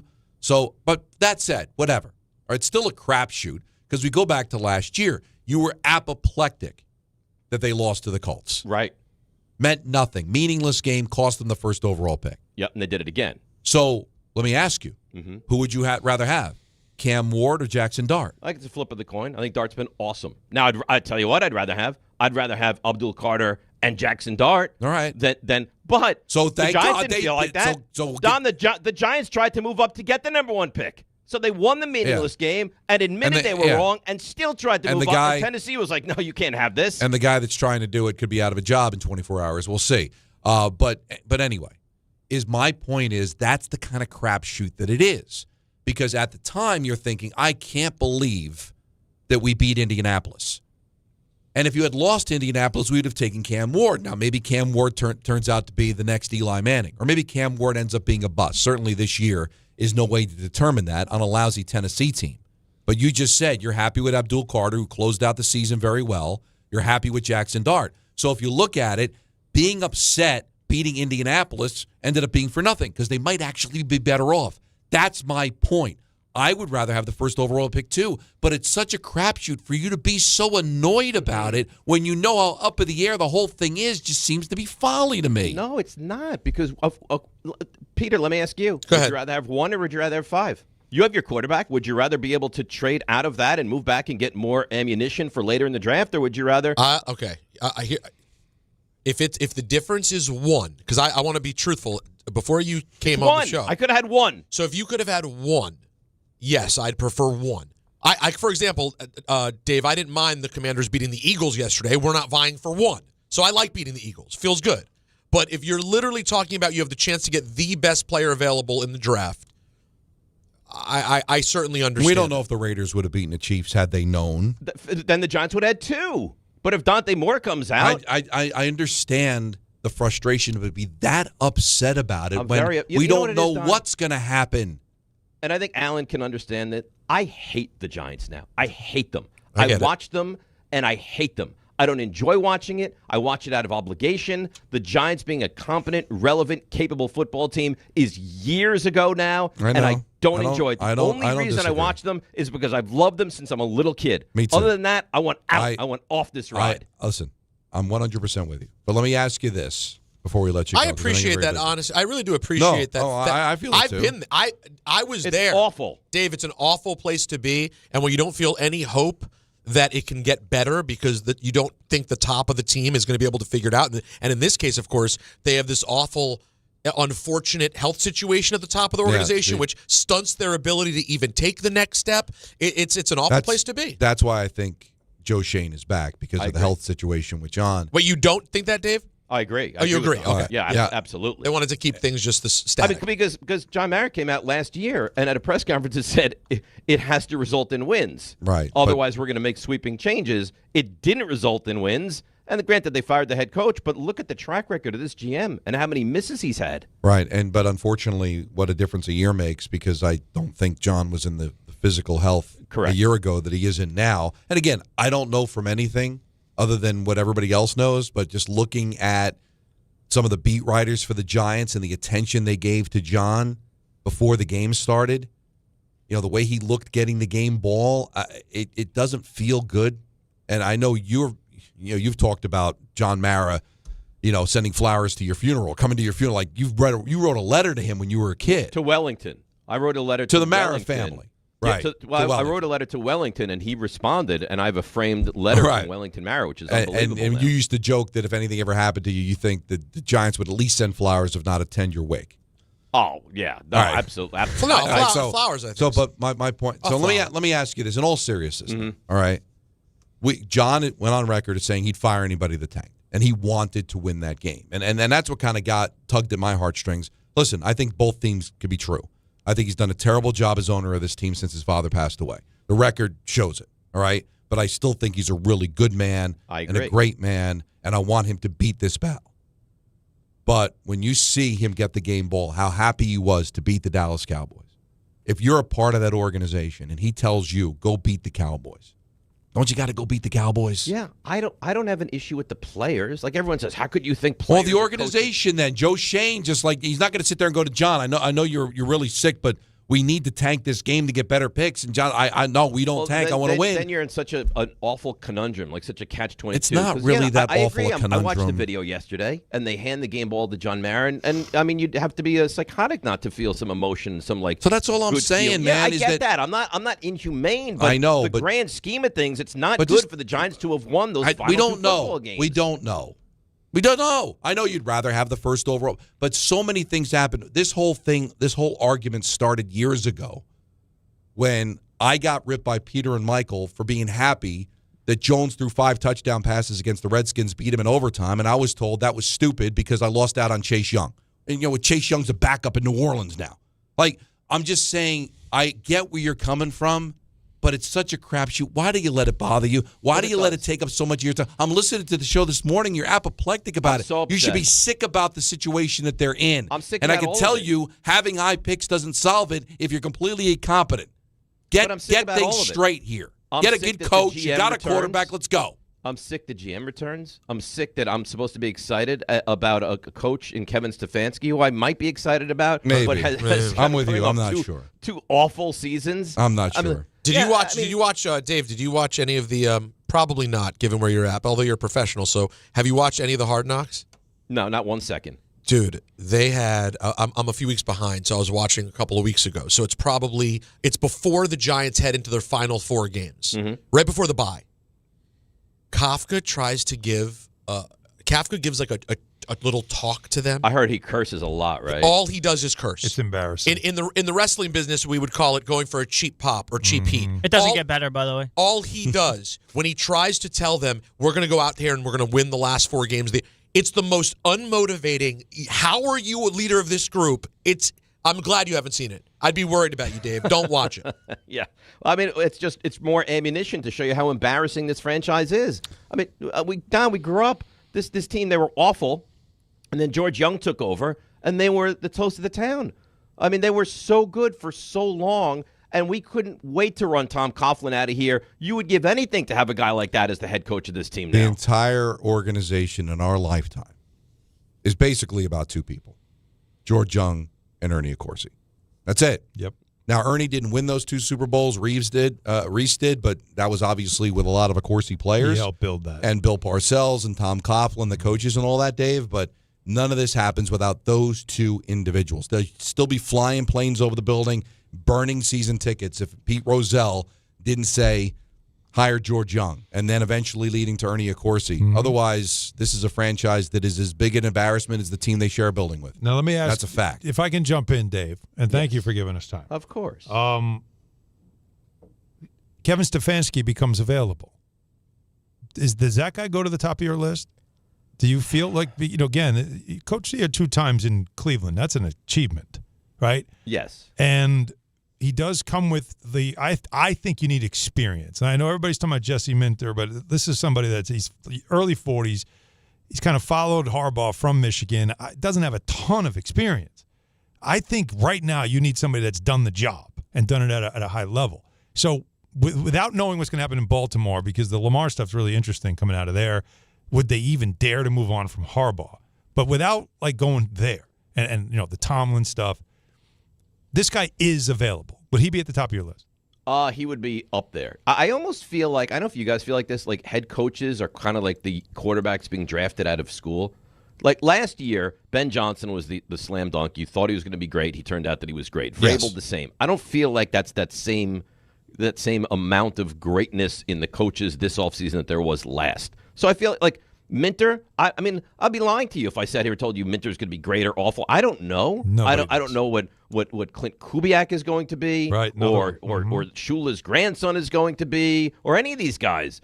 I mean, the fact that Stefanski was coach of the year 2 times with Cleveland almost means you should go directly to the Hall of Fame because it's such a pathetic franchise. Can you name the last Browns head coach to be a 2-time coach of the year? I would go back to like Paul Brown. I have no idea. I don't kill you. No, it's not Freddie Kitchen. That's a great idea. Forrest Gregg. Oh, God. Which I had forgotten he was a Browns coach. I remember him in Cincinnati. on the Bengals. The Bengals, yeah, and then offensive lineman for the Green Bay Packers, but that goes back a long, long time ago. So, I mean, to answer your question, and I hate to take the fifth here. It's like, I don't know, Alan. I think I like him. I think he's smart. I think to have had success in Cleveland, where there's such a disaster of a franchise, does mean something. Mm-hmm. But does it mean that he comes here and he has great success? I'll tell you what.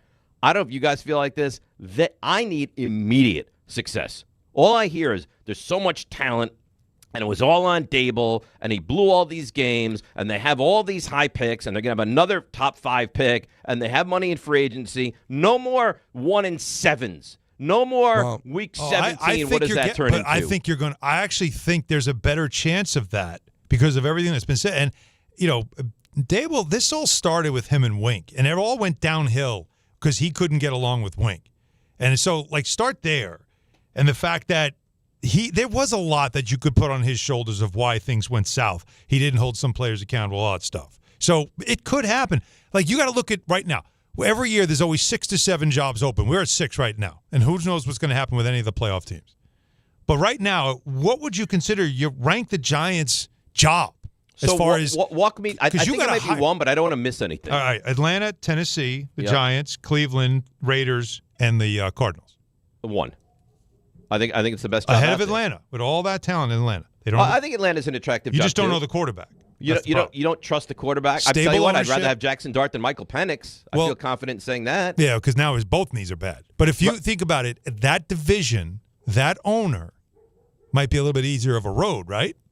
And also it's Atlanta and it's not New York, right? So certainly, but I think when you look, I mean, and there's something to be said, and Rick always argues, and then we had Renan on today. He's like, it's still the Giants. As disastrous as they have been, it's still one of the creme de la creme jobs in the National Football League, and it's still working for a great ownership group, which the fan base might not look at and say is a great ownership group, but people around the league look at the patience that the Giants ownership group works with, and you're going to get a too fair of a shake with some of these guys. Mm-hmm. So I still think it's the Giants 1 with Atlanta's a very close. So then you should get the best candidate available. That's why I asked. I think, but again, it goes back to who's the best candidate. Not sure. Yeah, because you don't have that Ben Johnson from last year where you're like, this guy's going to be great. And we'll see how good he actually is, right? Yeah, they lose their first playoff game, and then who knows what happens. We thought they had the guy in Dable when they make the playoffs, win a playoff game, and then he wins Coach of the Year, and it went downhill from there. So, listen, I just don't want you to fret over it. That's all. I don't want this to be an issue between me and you. That's never going to be an issue. Listen, you can have a take, which I strongly disagree with. It doesn't mean it's going to be an issue between us. Here's the thing. It's not really that we disagree. It's just I don't think you should get all caught up in it and get crazy about it, man. It's Dave Rothenberg. This is who I am. You want me to play the audio to help you remind you who this guy is? Do you want to see the manner? Yeah. Do you remember that, Don? How can I forget? Really, you'd call a doctor if I said I don't remember that. Yeah, exactly. I'd have to get an exam. Yeah. All right. Are you all right, Don? You sound like you're unwell. No, a little under the weather. Yeah, he wasn't feeling good to start the show, and so I said, we have a big wrestler, Seth Rollins, coming on at 3:30. I'll take the lead, Don. Don't you worry about it. He said, sure, sounds good. I sat down in Don's chair. He came in the room, saw me in the chair. Went, yeah, I changed my mind. Move over, kid. Really? Got me up and out. Oh, yeah. He was disgusted. Like a father seeing his son sitting in his lazy boy. Exactly. You know what? You know what? Give me the remote. Nah, just a little under the weather, 2 games in a row. So I think I'll be all right. If not, then we'll see. All right? I hope you're all right, Don. I hope you're all right. We'll have to take him out back. All right. Lay him down. Call it. Old Yeller. By the way, what a perfect nickname for you. Old Yeller? Old Yeller? Yeah, it's perfect. Love you, Dave. He is Old Yeller. Not Whitey? Bye, Dave. Well, listen, the whitey part is the gray hair, which is the old. Come on. He's not actually old, but he is a yeller. Right.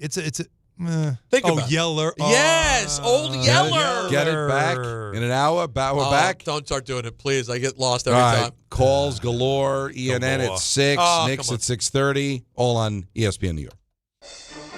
FanDuel is giving all customers a profit boost every college football playoff game day. That means more chances to level up your picks and turn big moments into even bigger wins. Ride with the favorite, take a shot at the underdog, or build a parlay. Then apply your profit boost and go for bigger winnings. FanDuel is the best place to get into all the football action all playoff long, and when you win, you get paid instantly. So visit FanDuel.com/local to get your college playoff profit boost today. FanDuel is giving all customers a profit boost every college football playoff game day. That means more chances to level up your picks and turn big moments into even bigger wins. Ride with the favorite, take a shot at the underdog, or build a parlay. Then apply your profit boost and go for bigger winnings. 21 and over and physically present in New York. Opt-in required. Bonus issued as non-withdrawable profit boost tokens. Restrictions apply, including any token expiration and max wager amount. See terms at sportsbook.fanduel.com. For help with a gambling problem, call 877-8-HOPE-NY or text HOPE-NY 467-369.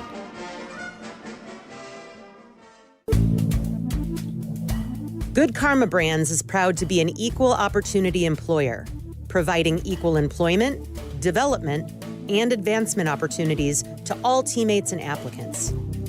To learn more about careers with us, please send an email to talentacquisition@goodkarmabrands.com.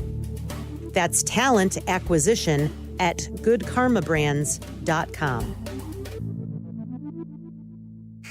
What if your instincts could pay off? With Robinhood Prediction Markets, you can put your sports IQ to work on the games you know best. It's not you against the house. It's you participating in a live market. Buy or sell your predictions all game long. Trade every play with Robinhood. Visit Robinhood.com/predict. That's Robinhood.com/predict. Futures and cleared swaps trading involves significant risk and is not appropriate for everyone. Event contracts are offered by Robinhood Derivatives LLC, a registered futures commission merchant and swap firm. If you've been injured in an accident that wasn't your fault, then you need a lawyer who knows New York's unique personal injury and workers' compensation laws. At the Parisman Firm, they have decades of experience handling all types of accident cases and a proven track record of delivering huge results. Their team has already recovered nearly $1 billion for injured New Yorkers. From construction to car accidents and slips and falls, they've got you covered. Call the Parisman Firm now at 718-WORKERS, where your case is their cause. Get the justice you deserve today.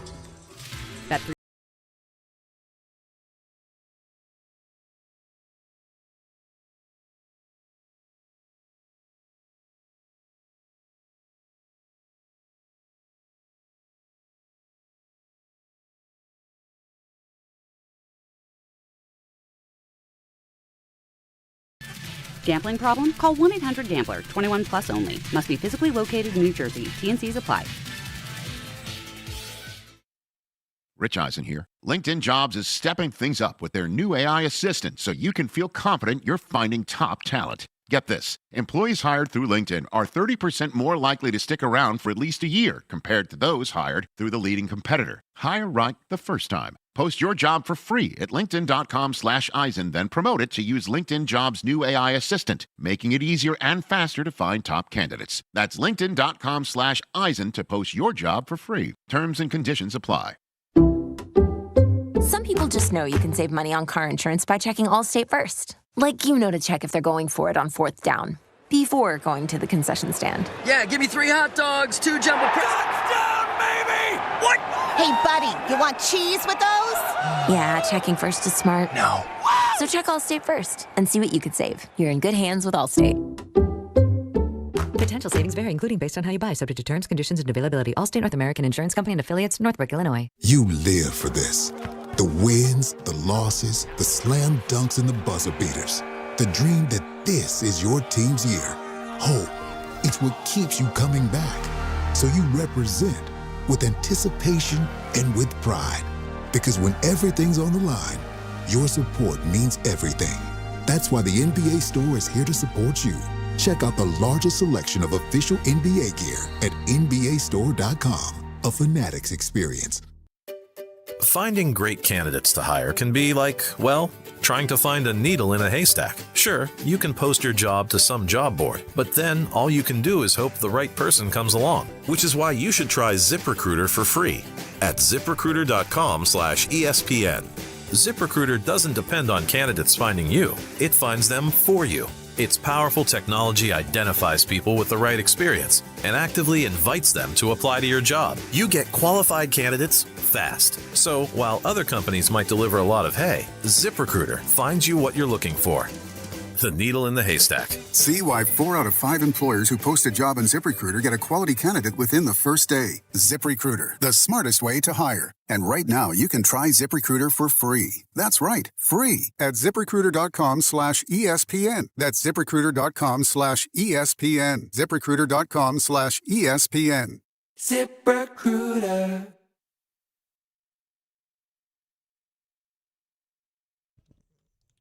All right, let's hear from you. 1-800-919-3776. You don't know that.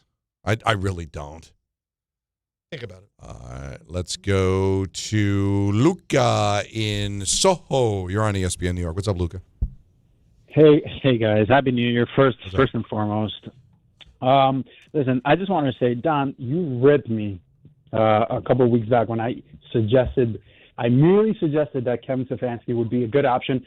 After you said, what about a good retread coach? And isn't that what Stefanski is at this point? You know, his track record isn't so great in Cleveland, and now he's all over the New York media as a potential suitor, right? Well, I don't think I ripped it saying there's no shot. I might have ripped it because I don't love it. I still don't love it, but we'll see. It sounds like he's got the inside track, so I think you're getting your wish.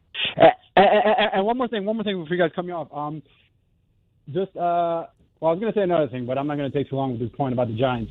You know, it's like beating a dead horse. But I just want to say this year flew by, so I'm really happy you guys are together. It's been a great show and listen so far. So keep things up, and again, here's to another year.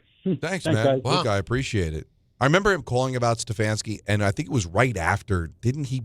He blew some call or something. I forget. Remember, the Jets beat the Browns. I'm not in love with it.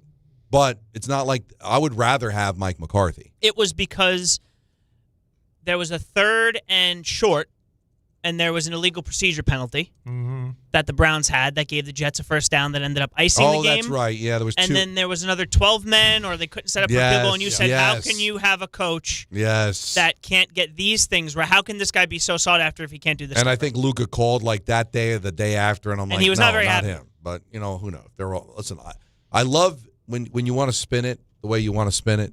Oh, well, he won Coach of the Year twice in Cleveland. Mike McCarthy won a Super Bowl. Isn't that the objective? But nobody's saying he shouldn't be a coach. But the Giant, he should be on the Giants list. I hope he is. All right, so like again, Clint Kubiak is 38 years old. Is that what you want to do? If he's the right guy, I don't know if he's the right guy. I have no idea. 38 years old, Don. I have no. That's what you want to do. I'm not saying he's not going to be a good coach, but is this right now the best thing to do? I need a guy dragging a resume with him. I'm sorry. I need a guy. You want to hear some rings? Jesse Minter is 43 years old. Never been a coach. Like he has coached in more places than he spent time in places. I know. Like he's moved around so much. His father's a head coach in college. Or actually, his father was a head coach in college. I think his father's in the NFL too. But like these could be good coaches one day. But is this the best job for right now? I need a resume for you. I need a resume. So, all right, so the resume guys, I just gave you 2 of them. Yeah, but unfortunately, the resume guys are going to have, they've been fired, or they did that, or they did this. Like the 38-year-old, it's a clean slate. That's why everybody's like, oh, I want him. And Mike McCarthy, look what look at the playoff losses in Green Bay and Dallas. You have a quarterback that's learning how to be the CEO of a team, and you're going to have a head coach that's learning how to be a head coach. All at the same time. No, thank you. In New York? In New York. Yeah.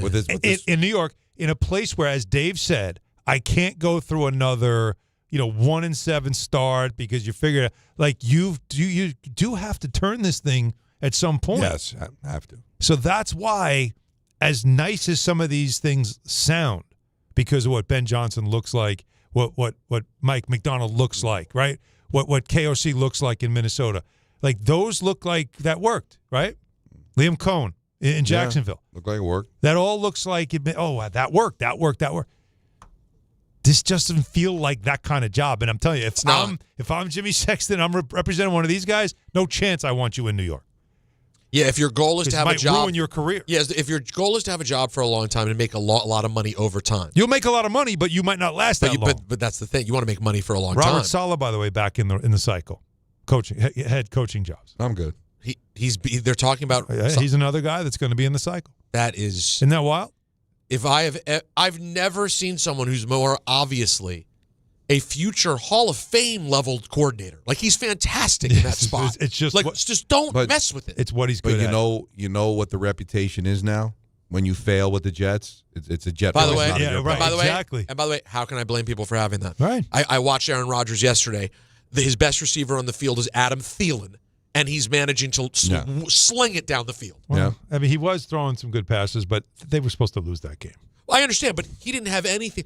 There were balls that he's thrown as a Steeler that just for some reason weren't able to happen. You say he's supposed to lose that game. If everything went the way it was supposed to, that should have gone to overtime, right? Well, because they never missed the extra point, and who knows what happened. Fair enough.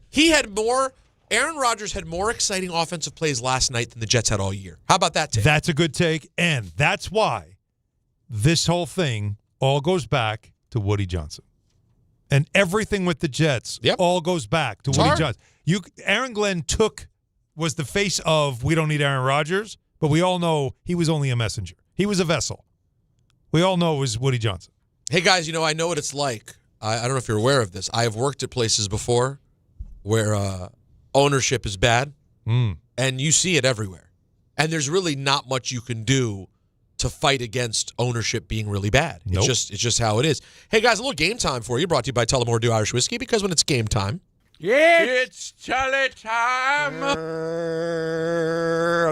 The Knicks looking to get back on track in Detroit against the Pistons. Coverage right here on 880 at 6:30. Rangers Mammoth on 1050 at 6:30.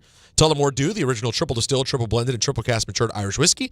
Be sure to grab a Tullamore Dew or try the new Tullamore Dew Honey during today's action. Glasses up to enjoying Tullamore Dew responsibly. ENN is next on ESPN New York. Hey, New York and New Jersey, Boost Mobile has an unlimited talk, text, and data plan that's only $25 a month forever, meaning you'll only ever pay $25 a month for the rest of your life. Who wouldn't want unlimited wireless when it only costs $25 a month forever? If you don't, you must be one of those people who enjoy overpaying for their phone plan. $25 a month forever is truly as good as it gets, so go online and switch now at boostmobile.com. After 30 gigabytes, customers may experience slower speeds. Customers will pay $25 a month as long as they remain active on the Boost Mobile Unlimited plan. Hey, football fans, picture this. You bet on your favorite player to score the first touchdown in the game, but his teammate scores instead. If this happens, BetMGM wants to give you another chance at the end zone. With BetMGM's Second Chance promotion, you'll get your stake back if your first touchdown scorer scores second instead. Really? That's right. Bet on any pro football player to score the first touchdown of the game. If you're right, you win. If your player scores second, you get your stake back in cash. With BetMGM's Second Chance offer, you have a chance to keep the fun going after the first player crosses the goal line. BetMGM and GameSense remind you to play responsibly. See BetMGM.com for terms. 21 years of age or older to wager and physically present in New York and New Jersey only. Existing customer offer.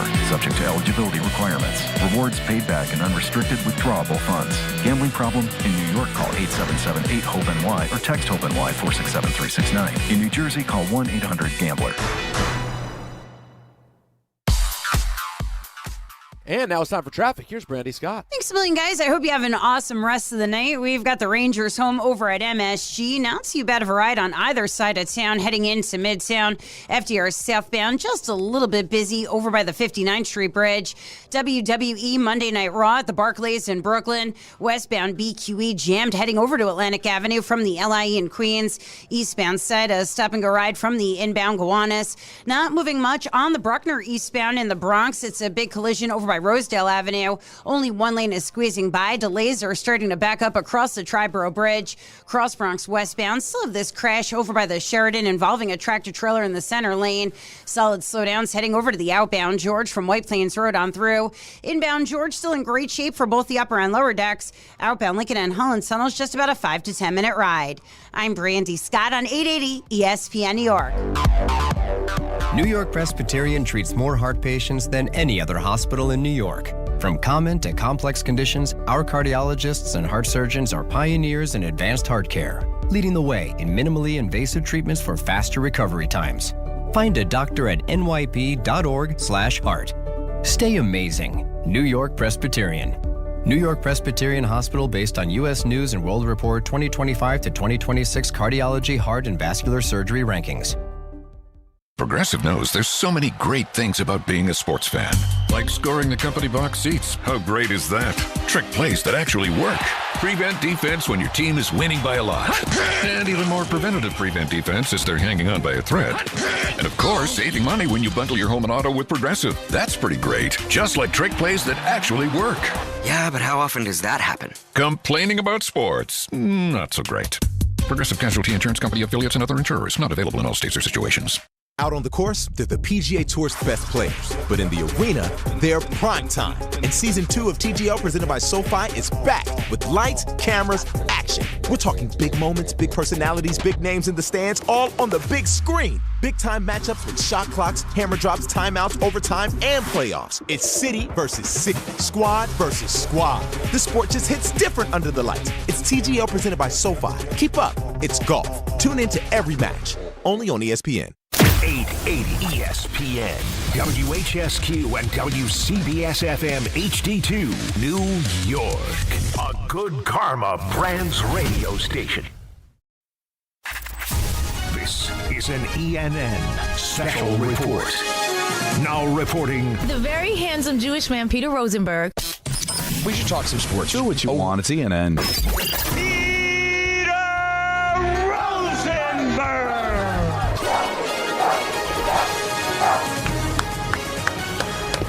First one of the year, right? Wow. Oh, yeah, it hits different. Now you know we're back. It hits different, especially when it's the day before the 1-year anniversary of this program. Big January 6th.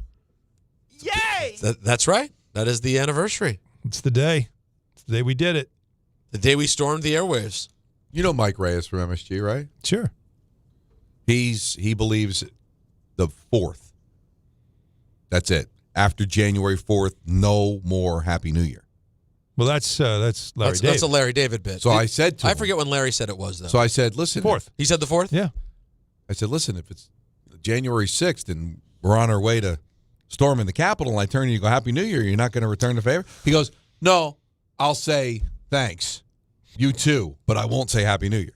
Really? So I thought you'd appreciate that. MSG guy. I thought you were gonna say he'd respond, why would I be storming the Capitol? I got to be honest with you, it was a joke. But you were testing. And I wasn't leaning either way. Oh, sure. No, you were thinking, but what's your preference? You like storming or no? No, but because I think both sides could chuckle. Sure. No, I agree. Yeah, whether you're pro-storm or anti-storm. I wasn't coming from any side. But he didn't chuckle. He answered straight away. I'm sorry. For whatever way you lean, you hear January 6th. I'm sorry. I don't think about the launch of the show. Really? I do. By the way, think about. By the way, that date is so strong. It is. It's December 7th. December 7th, the Jays. I have a friend who his baby's due date was tomorrow, and that was when the hospital set the C-section for. Mm-hmm. And they talked it over, and they came back, and they said, we're going to go ahead and do January 5th.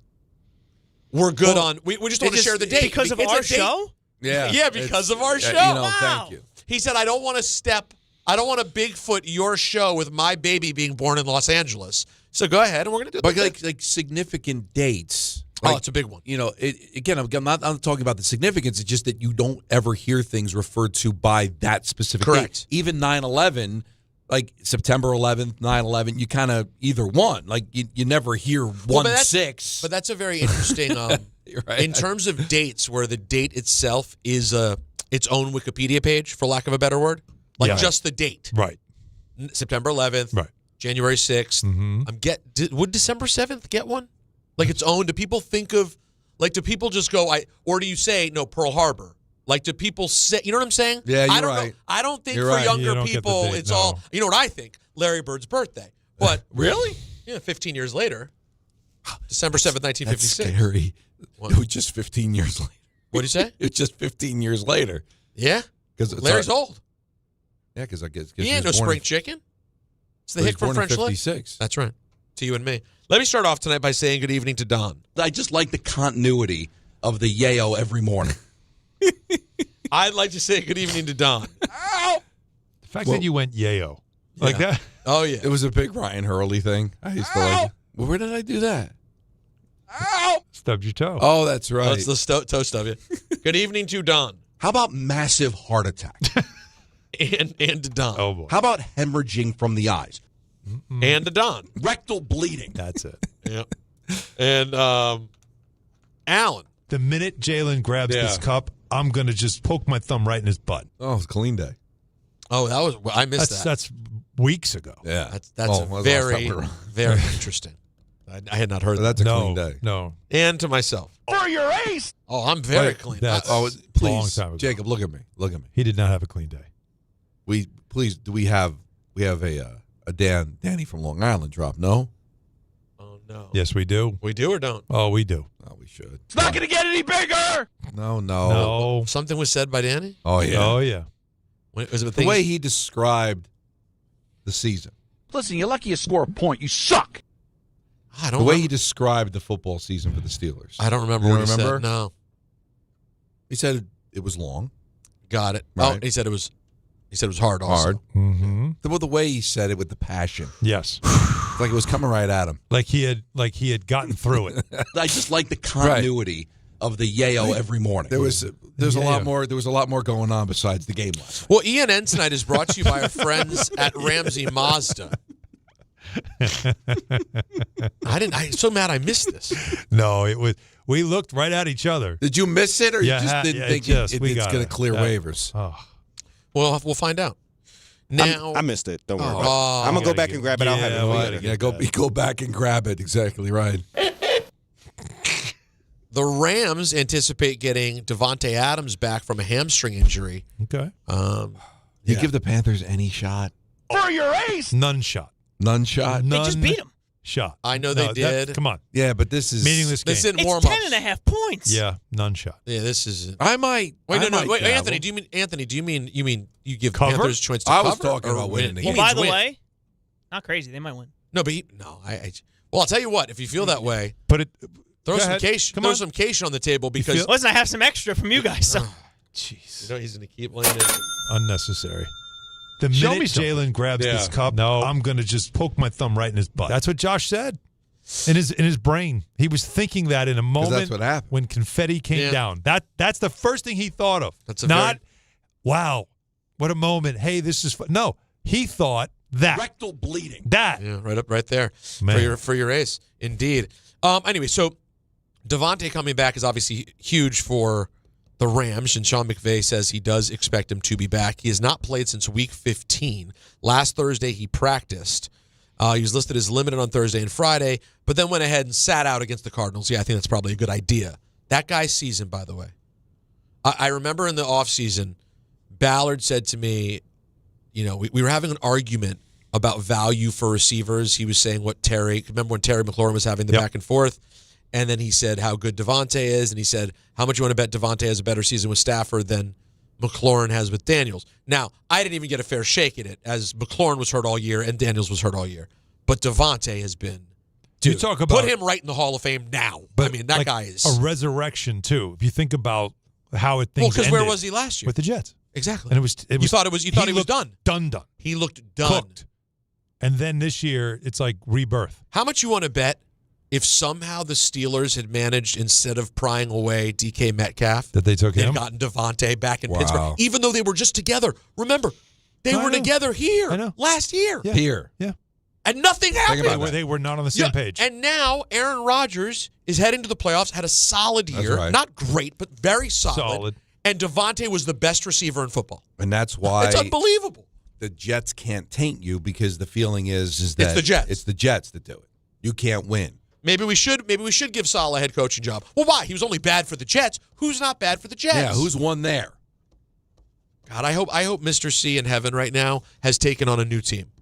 I hope when Mr. C passed, when he got to the pearly gates, because one of the first things he'd care about, my friend Mr. C, is the New York Jets. And I hope that he got there and God went, you know what, C? You've been an incredible, or he'd call him by his real name. It's God. So he'd say, Calvin, you've had a hell of a run.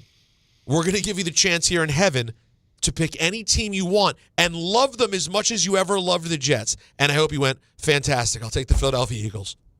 I'll take the Kansas City Chiefs. Think about it. Mr. C passed away in his 50s.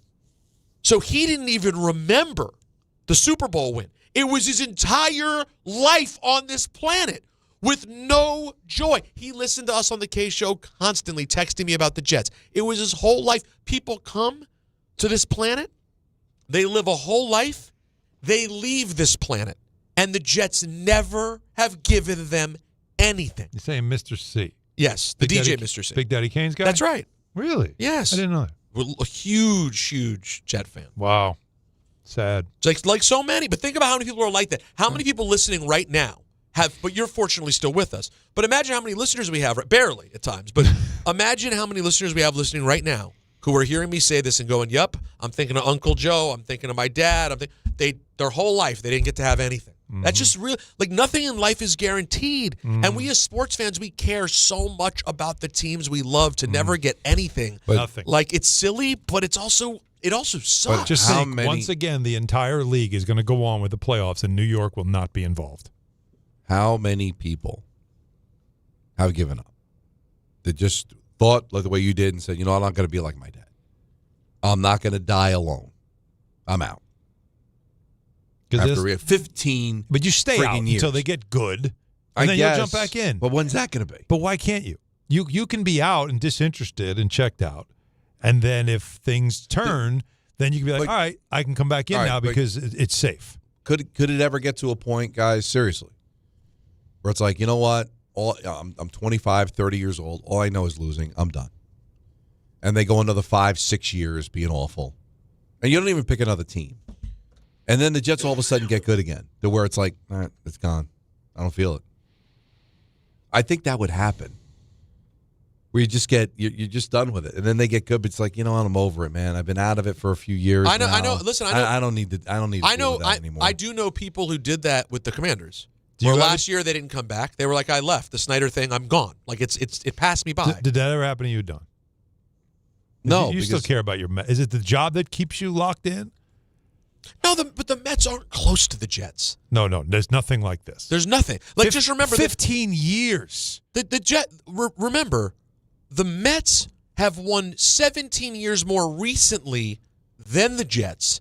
And then they went to another in 2000. Every 15 years, they give you something. No, you got to understand something. The Jets, from 98 to 2010, were functioning, capable. Had moments. Yes. But it wasn't the last 15 years. Oh, yeah. This is like, even in the 80s, the Jets had moments. They had high-flying offenses. They had the sack exchange in the early part. They actually got the AFC Championship game.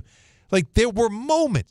This last 15 years is unlike anything of any team I've ever been a fan of. And the Sabres, who are on their way to 15, they just win 10 in a row. They just won 10 in a row. They might sneak into the playoffs. Certainly have a great chance of making the playoffs. The Jets don't. Nope. So they might be standing alone, but there's just so much else to do now. But it's football, Don. It's that's the problem. It's football. Everybody cares about it. You saw the Christmas Day numbers. The NBA had one of its best Christmas days ever, paled in comparison to a NFL that was on Netflix. You had to literally go to an app to watch those games. It's still 22 million people watched it. But I will tell you, so maybe it's because of the kids. Maybe it's because of the Devil job, and before that, the Rangers, where I never missed a Giant game, ever. I mean, I didn't miss a play. I get it. But now I have to miss games because I've got work. And that's compromised it. And now the team has been bad for a while. Or if you're a Jet fan, the Jets have been bad for a while. And I do believe it's affected my general interest in football. I still love it. I still follow it. But I am not nearly as big a fan as I was 20 years ago. Again, maybe it's because I'm older and I've got other obligations, but maybe it's just because, you know what? My team hasn't been good in a while. Like, I can understand a Jet fan just be like, yeah, I watch games, but I'm just not as passionate anymore. How much more do you need to go through? Well, that was me this year. Right. I couldn't care less about the Jets. This is the first year that it just, like, that Rodgers injury in the first game, that did something. And then since then I had to kept up on it and stuff. But this year, no. And do you know, culturally, the little things when a team is broken, the changes happening are so impactful that, and I apologize to the people who hate me for doing this, but it's who I am. Sorry, deal with it. My team changing the name, the owner somehow leaving. Everyone thinks it's Jaden Daniels. That's the reason I'm in a good mood. I told you guys. Once Snyder was gone, I was like, I don't care if we don't win for 10 years.